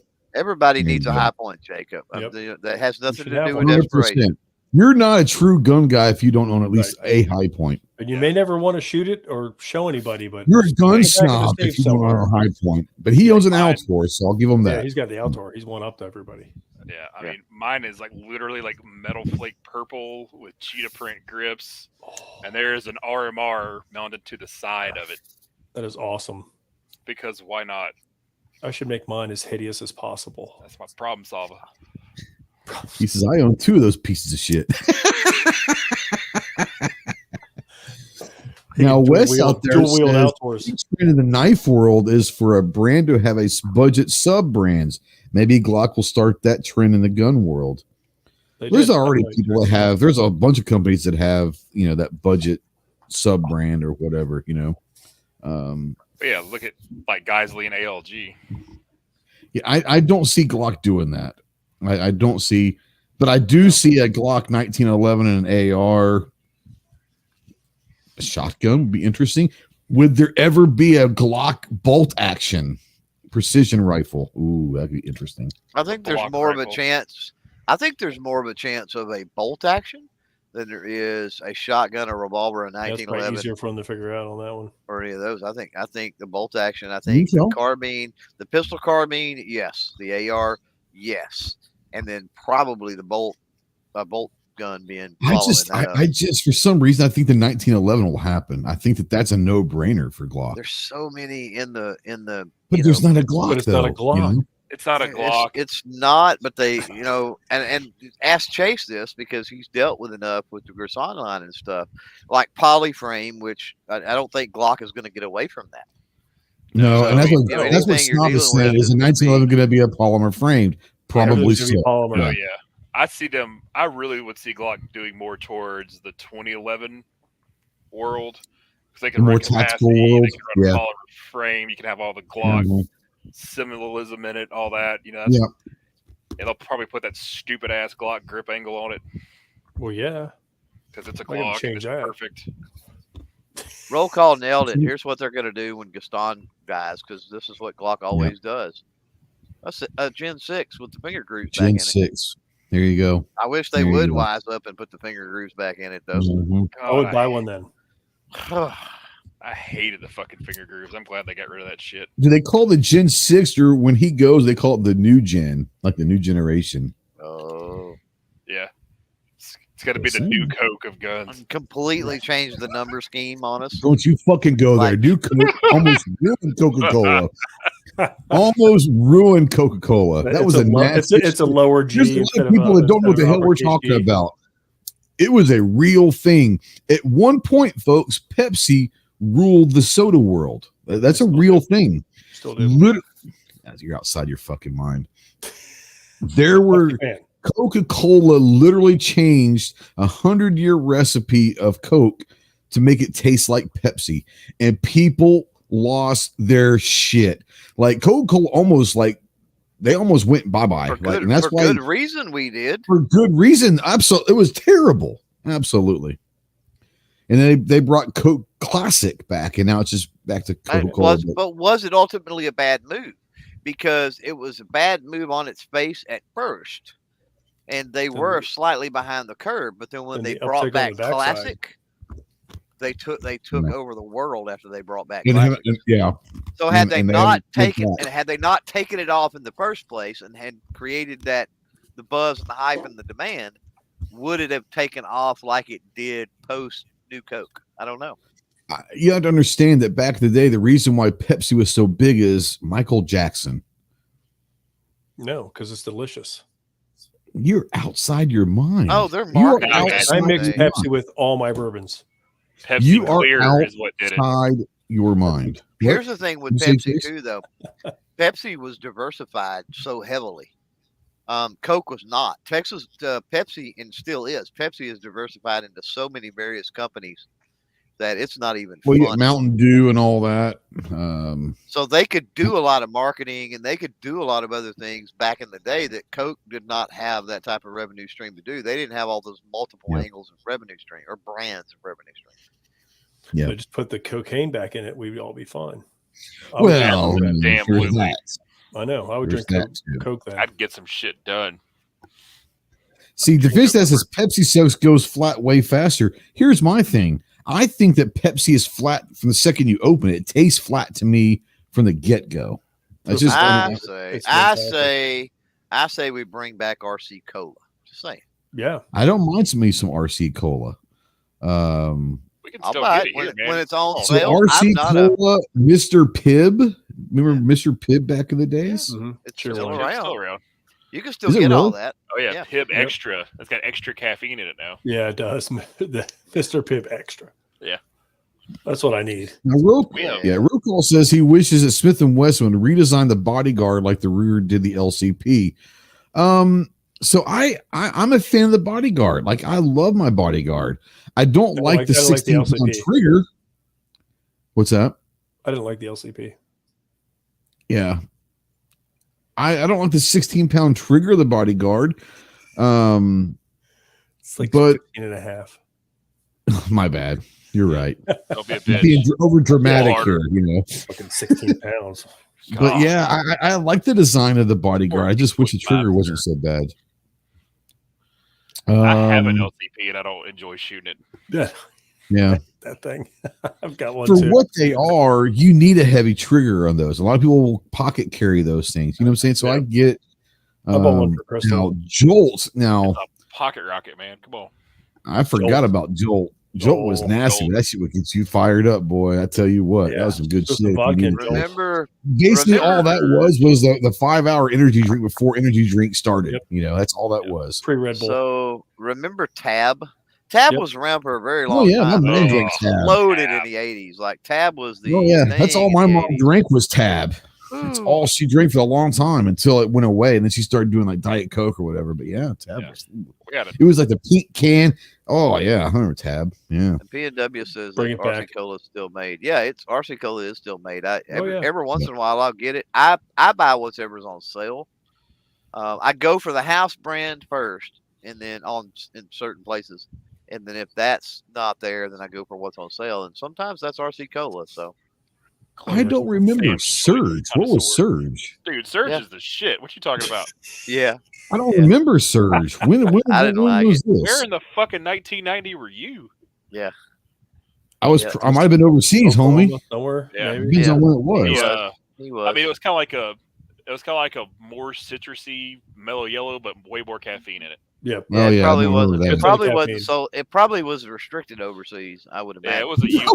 Probably was. Yeah, that's probably why you didn't see it. Yeah. We don't want you guys to stay awake for hours on end. You missed out on Surge, but you didn't miss much. Yeah, Yeah, I mean, I I like don't. Surge, but I don't remember that at all. Yeah. it was. They tried to bring it back a few years ago, and it just tasted different. It didn't taste as good as it did. It's. I mean, nowadays with all the energy drinks, all that crap it's all done. Yeah. So A&W Zero Sugar. I like it, That can't be good. dude. It's better than normal A&W root beer. Like Yeah. the Zero Sugar, No. it is. Like seriously, it's better than normal A&W. Just saying. I'm not a huge A&W fan. I like Barks root beer. Barks. I like Barks is Of course really he is. good. Barks is a good product. I just remember. I Barks remember is Barks good in a beer. bottle. I remember. Is it IBC and Barks used to be in Yep. bottles, and I Yeah. grew up on those. Were great. Like the I leader was never a big A&W fan, but this I can drink more than A&W. I know Clover's more of like a cream soda guy when it comes to A&W. Yeah, they don't have zero sugar cream soda. It's very well, they do, but it's very, very hard it to would find. taste horrible. Yeah. So for what 2 years now, 3 years now, I've been on. I don't want to say no sugar, but very, very light. I really cut back. This motherfucker's cheat days run for a month. What are you talking about? Well, that's true too. Sometimes, yeah, especially if it's Listen, it's 15, cheat month. 15 boxes of cereal. Yeah, Anyway, Eat it. 15 If you bucks. eat it, I don't- if you eat I sugar only ate- continuously, I only when have you sugar stop, for 2 days a month. Yeah, but you eat 15 boxes of sugar in 2 days. So Yeah, that's true. But anyway, what I was going to say, like the sugar alternative, like the zero sugar, I think there are certain brands that do a good job with masking the difference in flavor, and then there's certain brands that they don't even come close to doing a good job. Oh yeah.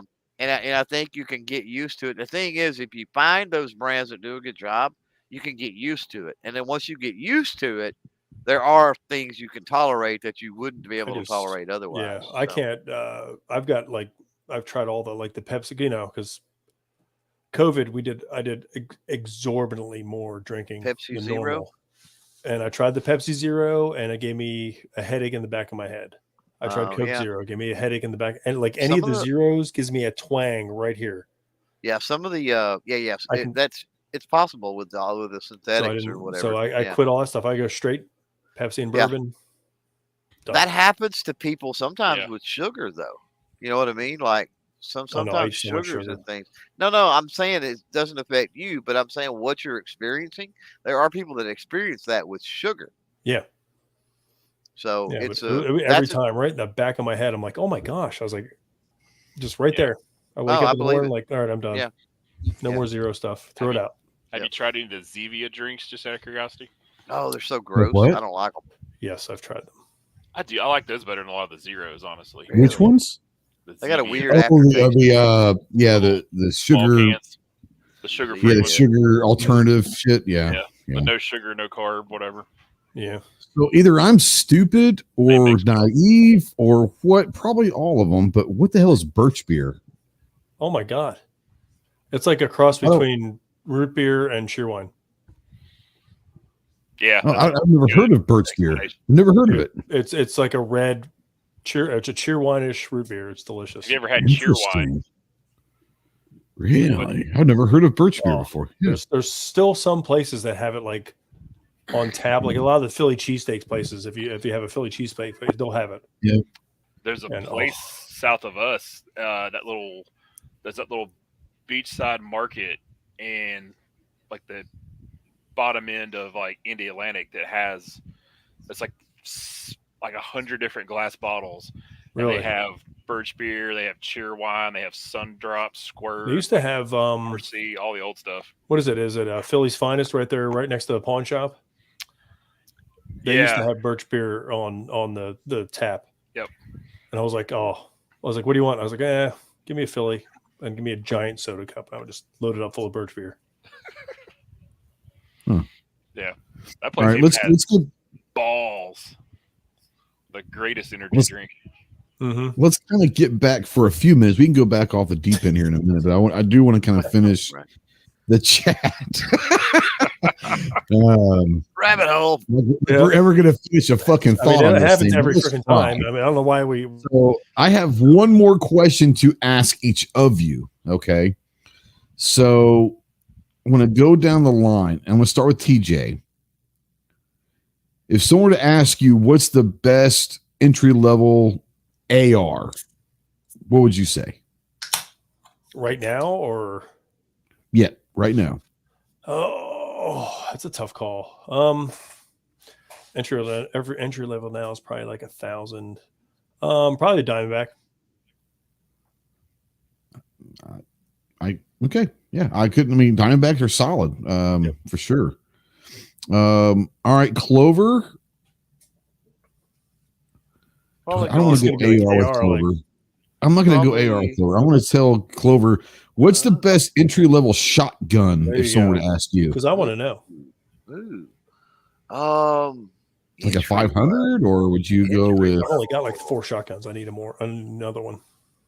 Let's see, entry level. Yeah, it's probably gonna be a pump, and probably gonna be a Mossberg. Yeah, entry level. Yeah. Like any particular model, like a 500, or just a Mossberg or a Maverick. I mean, maybe a Maverick, but I mean, preferably I would go ahead and just go 500. I think 500. Yeah. Now, if you're talking pump, if you're talking about, so I got Chase to my left or right here. If you're talking semi-auto shotgun, it's hard to beat the Grisan stuff, the MC312. Jacob out there says Winchester SXP. Because I ain't doing no pump shotgun. I want semi-auto. Yeah. Not for Winchester SXP for entry. No, I don't think so. Yeah. I'm just saying. Gary out there says Hatfield. What do you think about Hatfield for entry level? I'm not a fan. I've owned a couple. I've shot quite a few. I've got one right now, as a matter of fact, hanging on the wall in there. Would you go with a daily over a Hatfield? Yes, I think so. Okay. Yeah, I think stay so. away from Hatfields and that's bargain basement Hatfield. You can still get Charles Daly stuff for relatively decent prices right now. Just it's all made in Turkey. Just saying. Yeah. That's why Clover wants to be my ambassador to Turkey. Just saying. I know, right? Like all the shotguns come from there. It makes sense. Yeah. I was going to say that for Jacob, don't buy the Winchester just because Winchester's name's on the side of it, because it's not an American-made Winchester. Right. It's a Turkish-made shotgun. I can tell you that. Very right now. few of them are at this point. Let's be honest. A lot of major manufacturer shotguns all come out of Turkey. So, like, I love it when somebody's like, "Oh, I never buy one of those Turkish guns," and they have no idea what they're talking about. Probably did. You got 5 of them already. Oh, you have a Weatherby. Cool. That's a Turkish shotgun. Yeah. So the Savages are here, but the Stevenses are Turkish, right? Some are Turkish, some are Chinese. Well, really? The Savage stuff? Yeah. Really? There's a lot of stuff now. I didn't know that but China they do have some stuff. Interesting. If you ever pay attention on the guns real close on the barrel, it'll say PRC. So they make People's it Republic of China, it's made here because they get a marking Republic variant. But it's People's Wow. Republic of China. The H&R pump guns, the partners, all had PRC on them. If you paid attention. Yeah. Jacob wants to know, are Remington shotguns American made? Nope. Depends on which ones, but nope. Yeah, it depends on which one. The current production new 870s are made here, but it's leftover stock from what they had from the last try. So I did this, and I think Chase and I have talked about this before. When we talk about specifically single shot, like side by sides or over unders, break action, I should say, Chase. Yeah. I did this research many years ago, so I don't know now. But unless you got into really high end, like Blaser, or there was a really high end specialty stuff, there was zero in the United States. Is that still true, or do you know of any side by side over under in the last, I'd say 5 to 6 years anyway, to be safe, that are But- made here, because I couldn't find any. Without getting into silly money like a Kohler. Yeah, like 15 grand Yeah. plus, Yeah. right? Yeah. I mean, at the 4 time when digits. Kimber was doing the Valiers, Mhm. you could get a Kimber side by side in the U.S. I mean, they weren't cheap. They were still. That's I mean, what I was going to say. in the late 2000s, early 2010s, they were still $5,000 to $10,000 depending on the Sure. version. Right. But I mean, Anything at really 1,000, anything at 1,000 No. to 1,500 or below, No. nothing here. Nothing. no, because everybody's gotten rid of. I mean, Yeah. you either got We're spending way too much fucking time talking about shotguns on my channel. I'm just saying. Jack. I was what waiting. Ghost needs is he needs to aspire to a Cosme. That's up his alley because that's like the best of both worlds. It's like a break action semi-auto. Is it one of those things that has still one of my cars for? Yeah, you would have to sell a car for it. You might have to sell fuck 2 that. cars for a Cosme. That's why I don't own I will one. trade my wife for one of those. Yes. There. Wow. That might be a good deal. TJ's That wife's was a a pretty hard great worker. deal for me. Shitty deal for them. Horrible deal for them. What did you So just as say? far as they're Chloe? concerned- That's what you said? Do what? I heard what he said. I want to make sure I heard what he said. Say that No. again. That I would trade Crystal for one of those. No. It was what he said after that. That I'm getting a great deal. Okay. They're getting a shitty deal. Jacob says, God damn it, Jacob, the shotgun shit is taken over. Jacob says, if I wanted a good American made shotgun for a decent price for my first shotgun that will last me a lifetime, what would you recommend? Does that Mossberg exist? Done. Mossberg done. Mossberg Yeah, done. Eagle Pass, Texas. And make sure you get one that's an actual Mossberg that says Eagle Pass, Texas, not one of their international guns if you were trying to do that. And I would say Remington 870. A lot of people will point No that idea, out, Ghost. but I don't Say know who's Ghost? making idea. Remingtons right now. Because so if you're talking new, that ain't happening. Yeah, if it's going to be a new gun, an American made, it's going to be a Mossberg. Yeah, if you can find a nice used 870, then yeah. Old Police Magnum or something like that. Yeah. Hey, Ghost, how's it going over there, buddy? Fucking shotgun talk. Jacob started it. Yeah, Yeah, I blame it's all Jacob. Jacob's fault. I blame Jacob too. Snob says I only shoot Boston Co. or Holland and Holland shotguns because I'm not a poor. He is called a gun snob for a reason. Yeah. Yeah. You know, it's so funny. Honestly, Is like the damn it. shotgun worlds is kind of like the Glock CZ battle, like the 870 and the 500, or I mean, it's just it's the same kind of a battle. Like there's It is. groups that will swear by the 870, and there's people that will swear by the 500, and neither one of them are wrong. It's Wait just till the what Glock it is. AR comes out, then it's a whole new friggin' Oh, The God. Glock shotgun will rule the world. It will. The Glock shotgun will rule the world. Fucking Glock. Ugh. It'll be an AR shotgun, but it'll be a shotgun. And they'll call it something retarded because it's Glock too. It'll Yeah. probably be made in Turkey. I would die if Gaston did that. Well, if Gaston Would they? did that. So here's the thing, like all the turkey guns are probably made in Turkey, aren't they? Like ironically, All the Turkey guns are probably made in Turkey. Yeah. You're probably I'm right. saying, isn't that kind of funny to think about? Yeah. With the exception of the 3Bs, yeah, pretty much. There's a left-handed old production Remington 870 Express Magnum for $475 at his LGS right now. Would that be a good price for a right side dominant person? Hell no, not for Um, Nope. not unless you want shells ejecting in your face every time. Yeah. I mean, The- if you're going first to of look all, at it's shooting left-handed. It's wrong-handed, so you don't want it So- in the first place. I've got an Gary Express wants you to do a Magnum. top 5 shotguns. God bless America. No. No, no. I can't. I couldn't even possibly narrow it down to 5. On No, the on this Express channel. Magnum, The Parker gun. so I've got an Express Magnum, and they're nice shotguns. Don't get me wrong. The Express part of the 870 Express denotes that's a cheaper built version. Just so you know. Yeah. That gun was nowhere near 475 when it was new. Right. Yeah. I mean, 250 would be pushing it, Jacob. The Express Magnums were specifically designed at the time for the box stores and that kind of stuff. That was They were going to be the converted, Disc or the Academy shotguns of today. If it's been converted to wood furniture, when Walmart sold guns instead of the stock synthetic furniture, I would say 250 would be pushing it. If it's got the synthetic furniture, I wouldn't go a penny over 200. Yeah.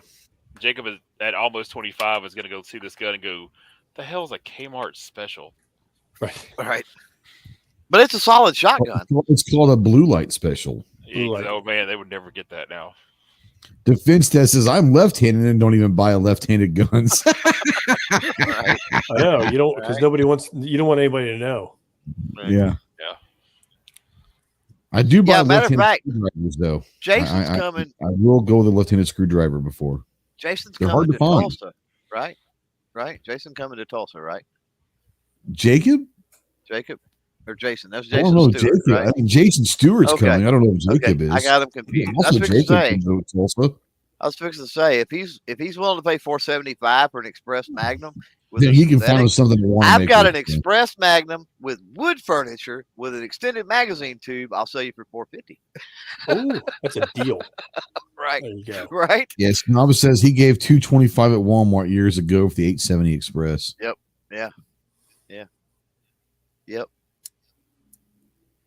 I think the only gun I ever bought was at Walmart was like a Winchester 3030. I paid like $150 for. Wow. I Long time remember ago. the day. All the guns were cheap. That was Walmart, 1994. Kmart, Roses. Last one I bought was $102 or something. Yeah, mine was 1994. I got home from boot camp and went to buy a rifle at the Walmart, and the only thing that they had was the 3030, and I thought, fuck it, let's go. What was the first gun you actually did paperwork for legally? Oh shit! Mossberg 500. Pretty sure. Like just turned 18 or just turned 21, whatever. This is the first gun I actually bought. Well, it would have been that Winchester because I was 19 years old out of boot camp. That was the first gun I ever bought. Mine's a little different than that. Yeah, remember I didn't shoot a gun until I joined the Marine Corps, bro. So Yeah. I didn't. I was 19, bought the Winchester 3030 like the day after I got home from boot camp. I had 10 days off, and that's when I went to go buy that. So yeah, absolutely, that was my first gun I ever bought was a Winchester 3030. Bought it at Walmart. 18-year-old me bought a set Me 308 because I couldn't afford an HK91. I mean, who could at that time, right? A 91 or the 94? 91?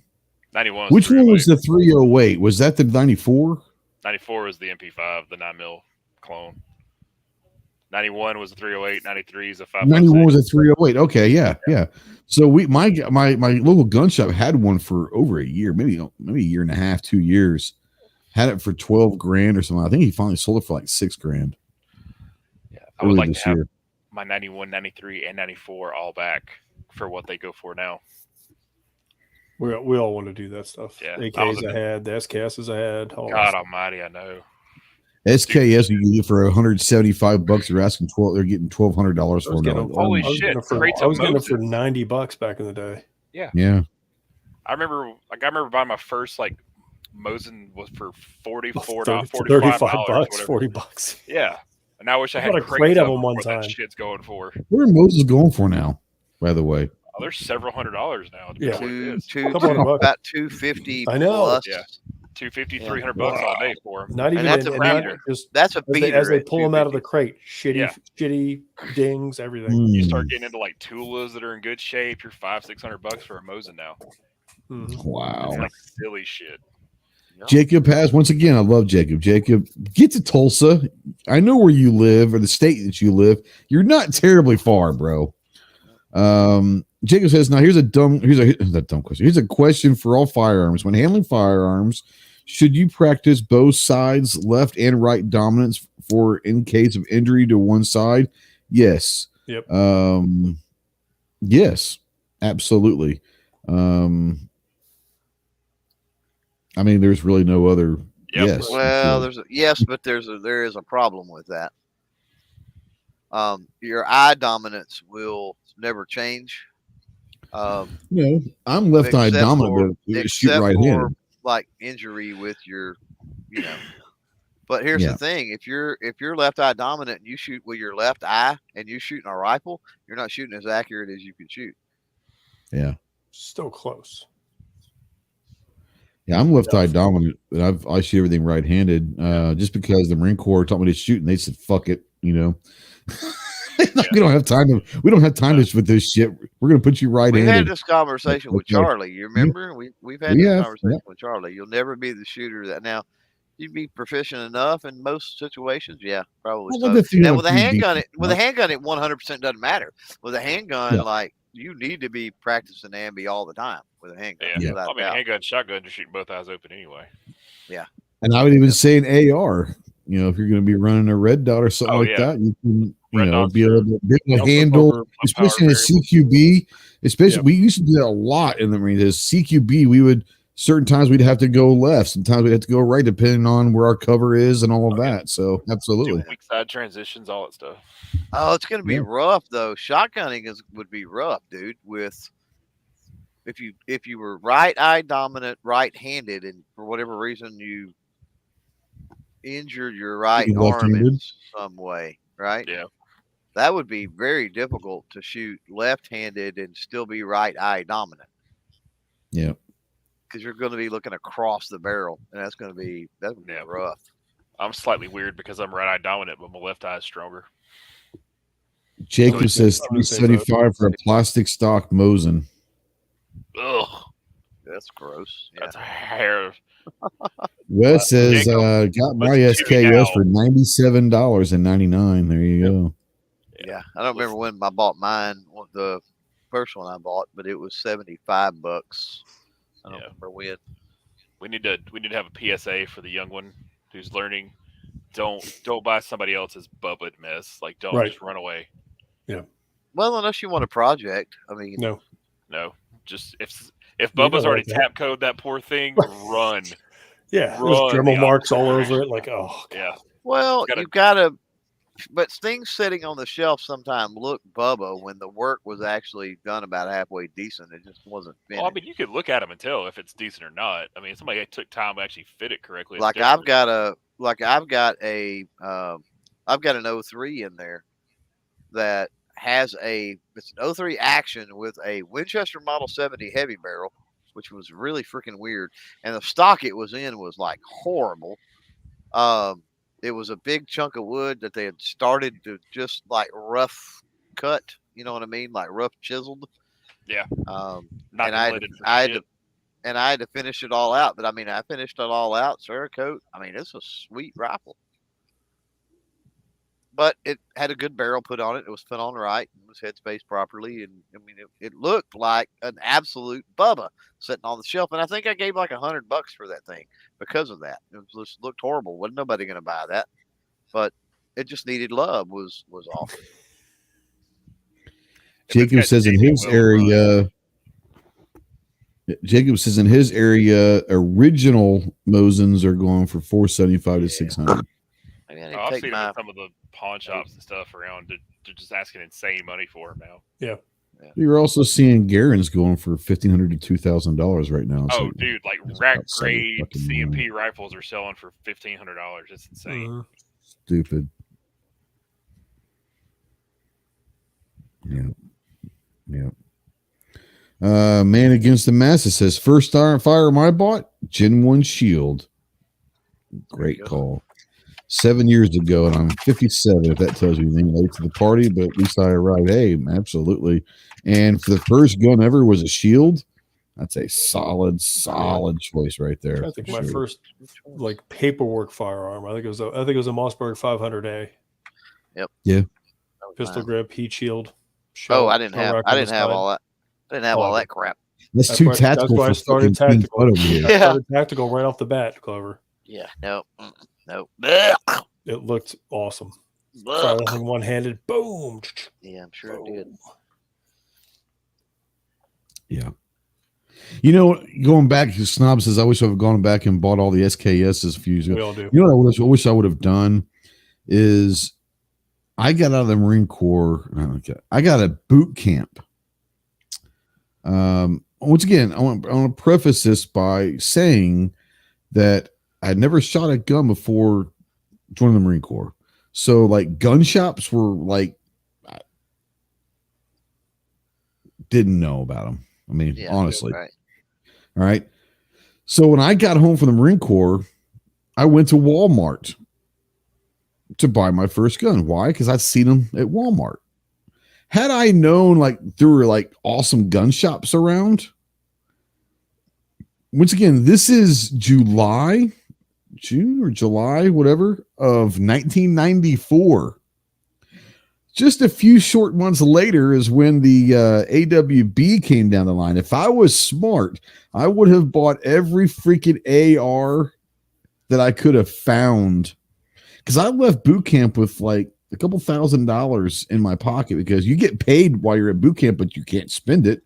So like you leave with a few $1,000s or whatever, you know, and if I would have known about like gun shops and known that there would have been an assault weapons ban a few months down the line. Can you imagine? Oh, I would have loved looking back. That's one thing I should have done was I would have gone and bought a few different ARs in 94.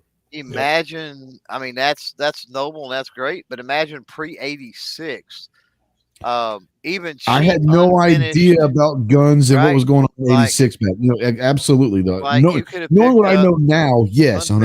Unfinished Yes. receivers for $50 and $100 that are going for $5,000 now and stuff. I mean, easy. Like easy. I'm talking the cheaper end of the stuff now, right? Yeah.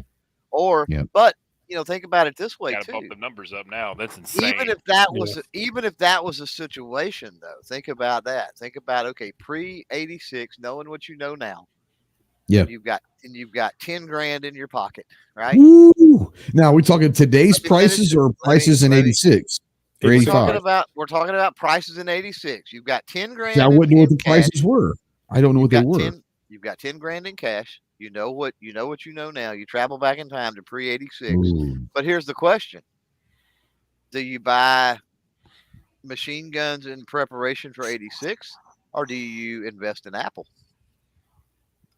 Because I contend if you would just invest that $10,000 in Apple, you can pretty much buy anything and everything. Buy whatever the fuck I wanted to today. Yeah, I could buy those same guns now. Yeah, exactly. So while that's cool to think, oh, I wish I could go back and buy all those. It's like, I wish I could go back and buy a bunch of stock and some stuff. What I would do. Yeah. So let's take the Apple. Let's take the stock out of the way. Let's take the stocks out of the picture. You've got $10,000. Said 1985. Oh, what are you buying?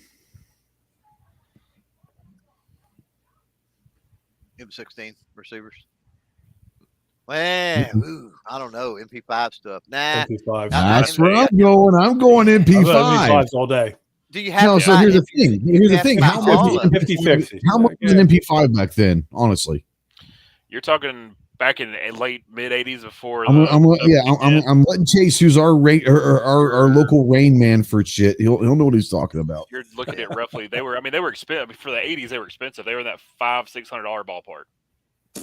Which MP5 was $600. That's insane in 19. All right, so I'm going to go and buy 10 MP5s at $500.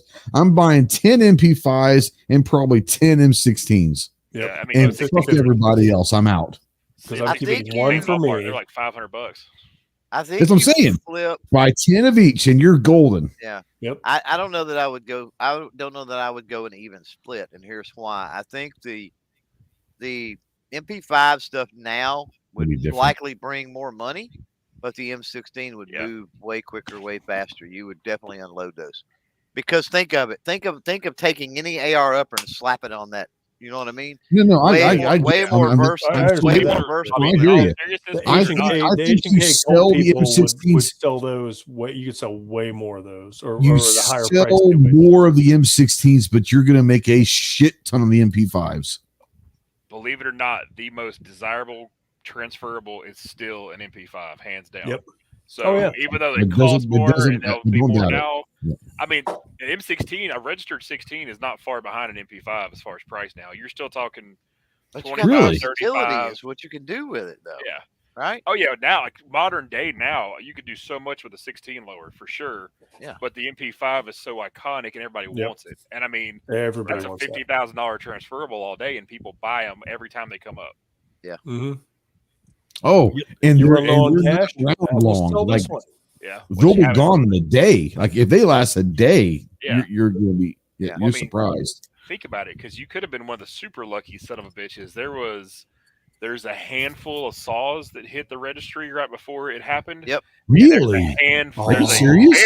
Oh god. There's a very small handful of 240s that hit. That takes Are so- you serious? There was Yep. a 240 that popped up for sale. We're talking 10 years ago. A guy paid 5 G's for it, which was insane money in the mid 80s.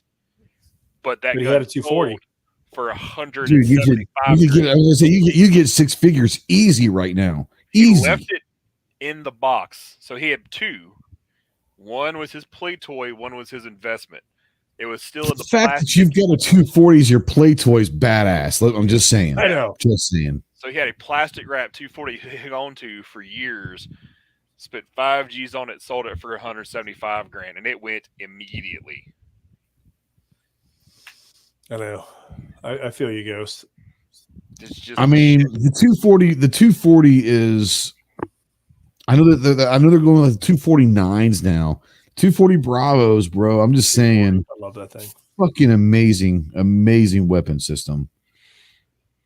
Man, he fit $5,000 on that, and that was a lot of damn money Back in the day, then. you were like, that's a car. Well, yeah, not a 5 car, grand. but- I mean, Easy. 5 grand was a good used car in that Yep. time. You know, a really good, like a year or two old used car. yeah, not like not a a brand new used car, car. but a car. yeah. I mean, that was Yeah. a new motorcycle for 5 grand. I mean, I think know. about the. I figured that Triumph, the Triumph I was looking at was like 4,500. I was like, it's too much money. Do I buy this or a machine gun? I need to get to work. Finstad says in Like- 85, I was 6. I'd be buying a Gen 1 Transformer. Those are now new in box, would make me rich. Not as rich as a Any of those. 240. Yeah. Yeah, those little toys would. There's a lot of things you could do though. If you go back. Mm-hmm. So much. The fact that I didn't know there was 240s out there. There's a handful of registered 240s out there. That's my, if the magic numbers ever line up, fuck you money. Right. I'm going to buy a transferable 240 just because I can. Yep. Because you can.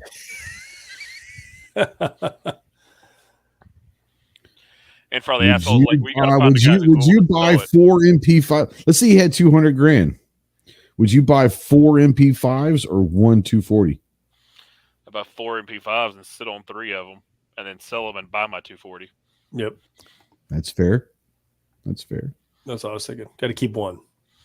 Yeah. To keep one. Show Ghost once in a while. Like, We got to keep I had it a- too. look. You can do all Oh, the I'd extra come and conversions murder you. like I'd murder MP5. your ass. Like if TJ ever bought like a legit MP5 and he shows up missing, I'm telling you, I killed him. There it is. gotta- It's out there. Yeah. It's out there. Got to remember, there's a lot of options with the MP5 too, because you had the Yep. 308 conversions, the 5.56, the belt feds, all that ran off that lower, and Yep. most of those lowers were registered as multi-cal, so you could do whatever the hell you want with it. So I can have an HK, 53 with a 9-inch barrel 308. I mean, all I need to do is win the lottery. Yeah. Fine. Simple. Well, then you got to find one though. I mean, like I wouldn't. As soon as they're it out comes up, there. I'd have the money for it. I mean, there's a lot of like Ramos 50 like M2s. Like, you want a big dick, buy an M2 belt fed. Come on. I mean, who doesn't want a Modus? I mean, who does it? That's a Put it gun in I the don't give a back of my. shit. You Put can it be in the back of my truck. Drive around Melbourne. Yeah. I regret. It's I had gonna a go to the back shot. of a Hilux though. Right. Pull up the Intercoastal Brewery. Like, what's up? What's up, yo? Free beer. No, I had a I'm saying you're gonna shot. give me free beer. I don't know, probably 15 years ago now, something like that, to buy a a 1919 that was in 308. It was semi-auto. Yeah. And Really? it was. It would have been pushing Was an envelope to crazy buy it. money. Like, or- no. It's what I said. It would have been a stretch. Like, I don't know how I would have justified. My wife has never complained about me buying anything. Right? Never. Right. But this would have stretched that limit completely. Yeah. And it would have been. It'd have been tough. It'd have been like it could have put us in some financial danger. Right? So I did not do it. And I mean, to this day, I'm like, man, I wished I would have done that, because I was like, because we're responsible adults. We're like, it was like $1,800 or For something. yourself. It's like $1,800, and we're talking about a tripod and everything Oh wow. I for know, $1,800. like Clover Ren's talking about. I knew a guy that had It's several. got to be twice that now, easy. Oh, they're way more than that now. Like, he had several 1919s, all 6 and 308, and he had some 34 and 42 semi-autos. And it was just, and he had a 50 semi. And then two, it was just, I mean, they weren't cheap then. I mean, they were, like you're saying, like $2 I'm to 4 doing a grand. thing to see if I can find a 1919 But sale. was it an A4 or an A6, Clover? It was an Tripod, A4. probably an A4. It was an A4. A4, $4,500 right now. Yeah. See? Yeah. Just add zeros, man. Would have been a stretch. Yeah. And I got to think how many rounds of how much money I'd have spent on ammo between then and now. So much. Okay, it's $4,500 without the tripod. Okay, so the tripods ain't cheap now. They weren't cheap then. They're really not Yeah. cheap now. right. You'd probably be breaking even with the ammo you shot through it. Probably, if that. Yeah. The There first you go. day. Yeah. I mean, back when you could buy all that surplus 308, who gave a shit? True. Just ship a pallet in. Yeah, now it's a little different. Let's see here. They An made an adapter A4 for with power a tripod? Do what now? That's what they made Oh it shit. for the power drill. $1,700 just for the tripod. Yeah, Probably. Wow. yeah. Just for the Don't- tripod, I $1,700. bet there's some. That's an original. I bet there's some aftermarket stuff. Oh yeah. Oh, I'm sure there's some after stuff. Yeah. Go price an M2 tripod these days. I can't That'll hurt your imagine. feelings. Everything Really about the hurt your M2 hurt my Look at the, feelings. Everything hurts my feelings now. yeah, no shit. Thanks, Joe. I know. Appreciate it. Hmm. I'm so glad my Wow. dollar goes so much further these days. I get to Costco and I like automatically Crystal's like, how much we're gonna? I was like, it's gonna be $400. Oh, for sure. Like easy 400, if not 600 at Costco. I went there today, like on the way home. I got gas. I went there, like, get 2 things. I'm like, this will be $100 fucking easy. It was $120. Everything you pick up is $20, at least $20. Yeah, That's what I assume. Everything I pick up is $20. Okay. but I'm like you. If we go to like actually shop there, oh, I know it's gonna hurt. Oh yeah. Well, I'll go. I mean, I'll go. We get the necessities, like the toilet paper, paper towels, paper Yeah. plates. Get her cleaning supplies. We'll get some fruit, veggies. The meat is some of it's decent price, some of it's not. So I'll get whatever's on sale, Yeah. whatever's good price. Now they have a pretty good deal on like the hamburger meat stuff, like Yeah. the ground meat. Hamburger and then like the boneless skinless chicken and sometimes the salmon. chicken's What really are we good deal. talking about here? At Food. least we're all shotguns. We're all shotguns. So We're all okay. shotguns, dude. You be happy. We're talking Yeah. Costco. I was looking. imagine I was Costco looking up started selling prices on guns? some of this shit. Honestly, God, I was doing a search for 240 Bravos for sale. Didn't pop up. You got to look up transferable M240, All right. Let's. Oh, there he goes. and then cry when you see how much it costs if one does pop up. Okay. Fully transferable.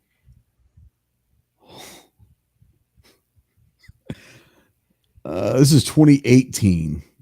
189K. Yeah, sounds about right. Probably over 2 at this point. The fact that they're out there is Just just the fact that they're haunting. out there, It's exactly. fucking haunting me right now, you know. Love that thing.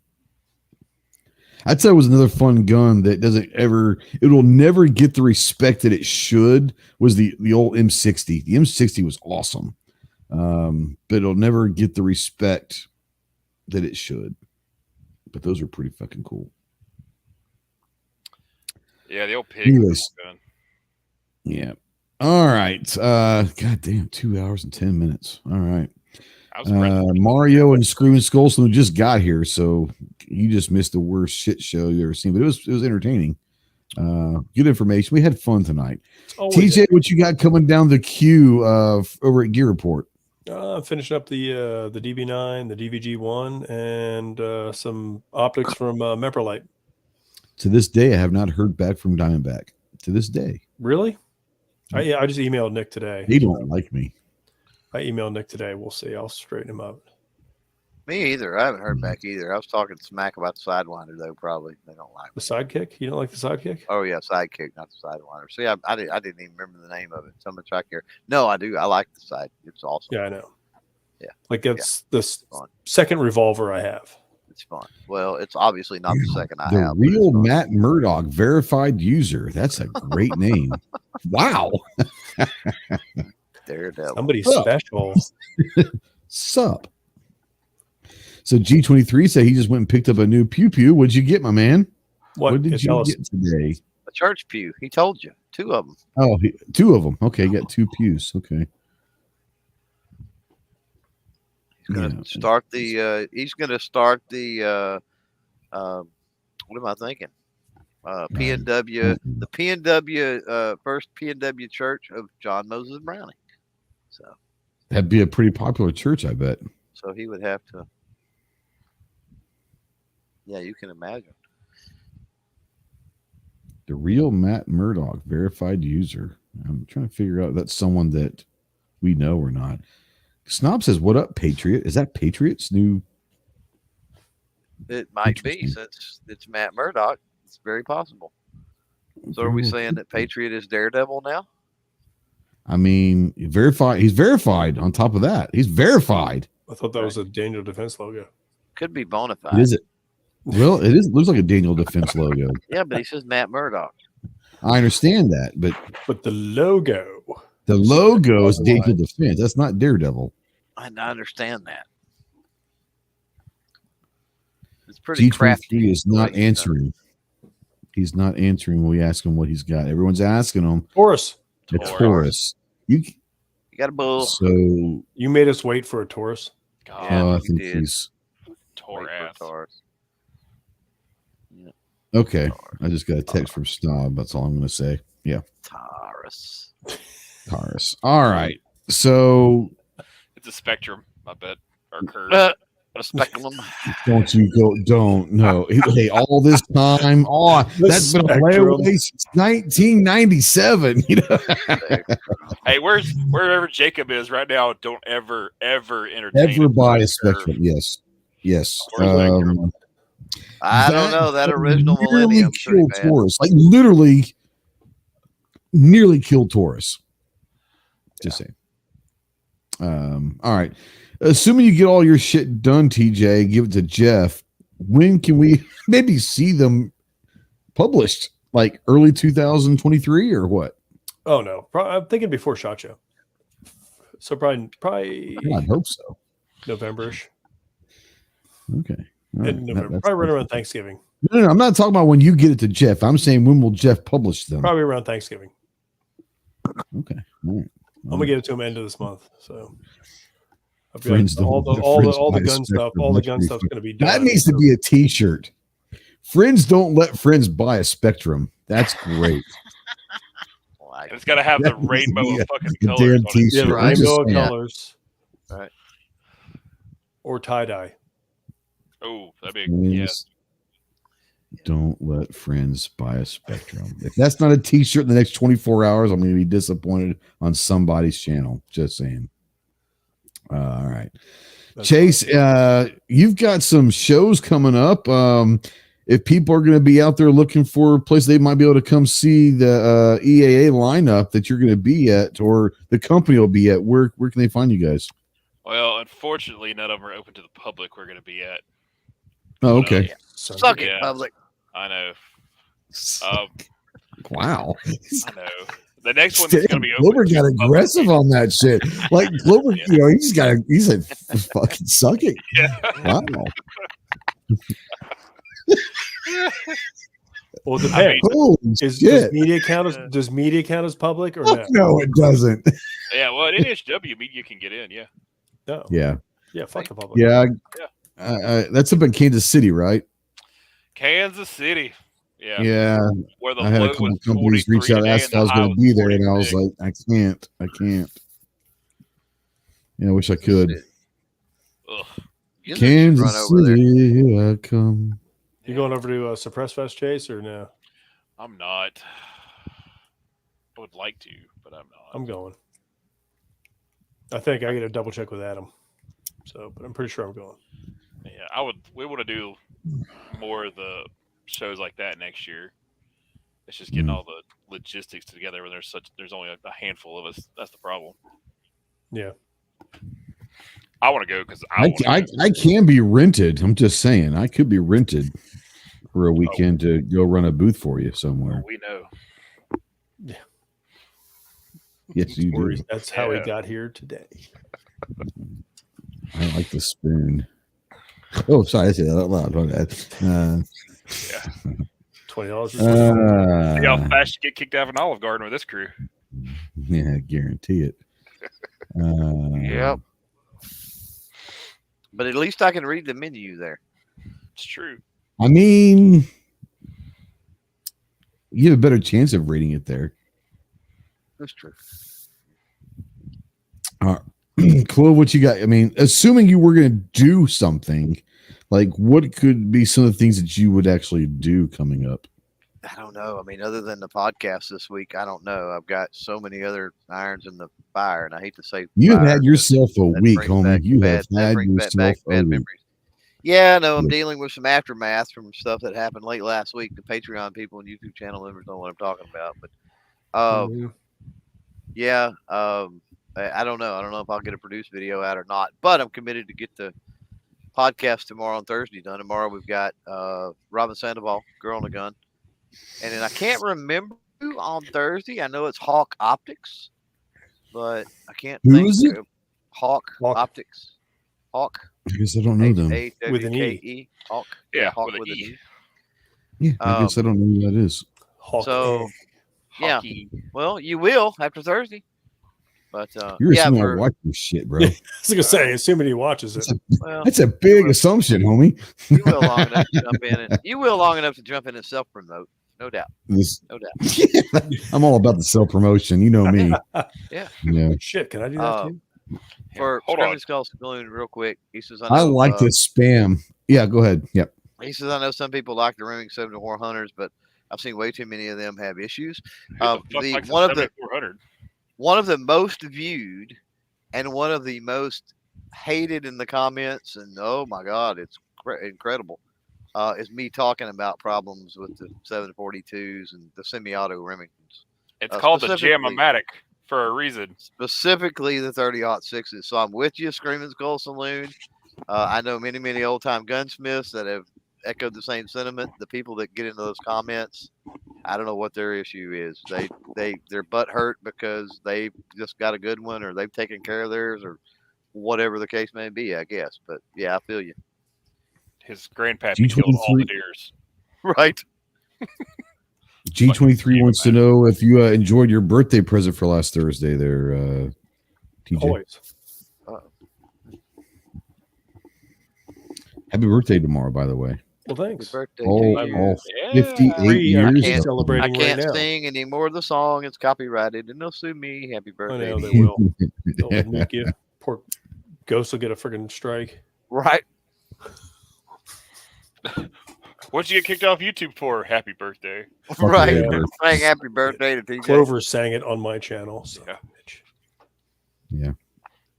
Fuck it. should be like a challenge. Fuck Happy you. birthday Just challenge. invite people on to see. Come Money in I over and spent- over. who can and get Do sing. you know how much money I've spent buying subs for this goddamn channel for it to go away? Right. Right. Lost all that money.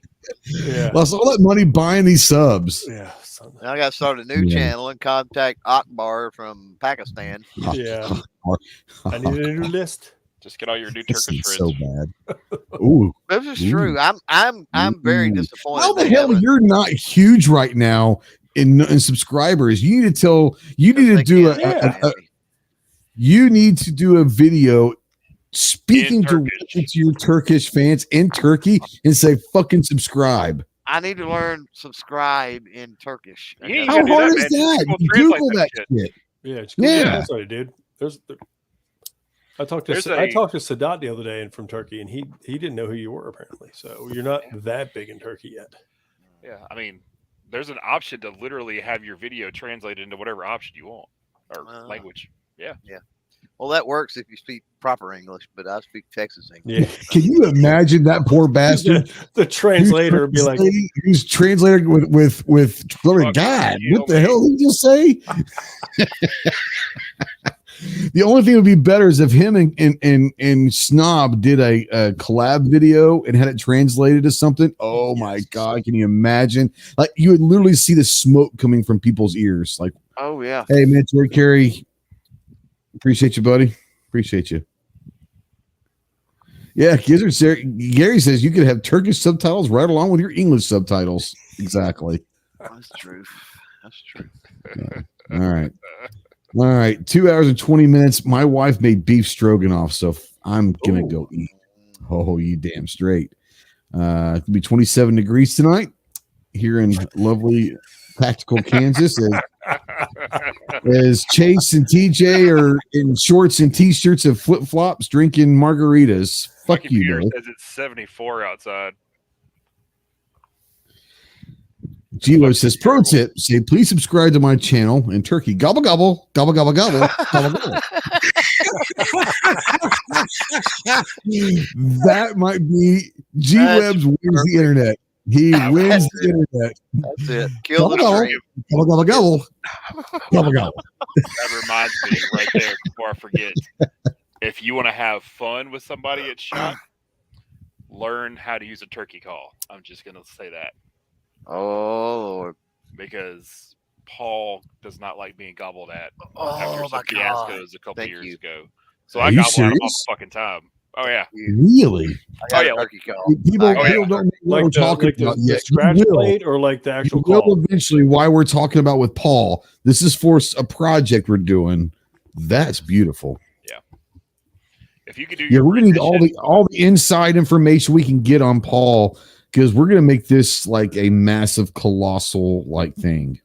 You should do like a time warp style flash mob, but with turkey calls. Let's do the time war. Go.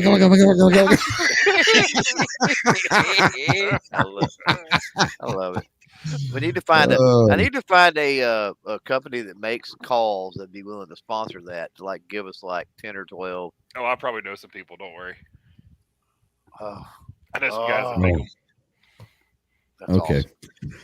Thank you guys for watching 2 hours and 22 minutes and 25 seconds of this shit show. God bless you all. I love you, every single one of you. Thank you. That's all I'm going to say is thank you. Especially if you're watching or listening to this in replay or podcast form, you need to get somewhere else that's got internet service that you can find literally anything else. But thank you so much. We will see you guys next week. Semper Fi.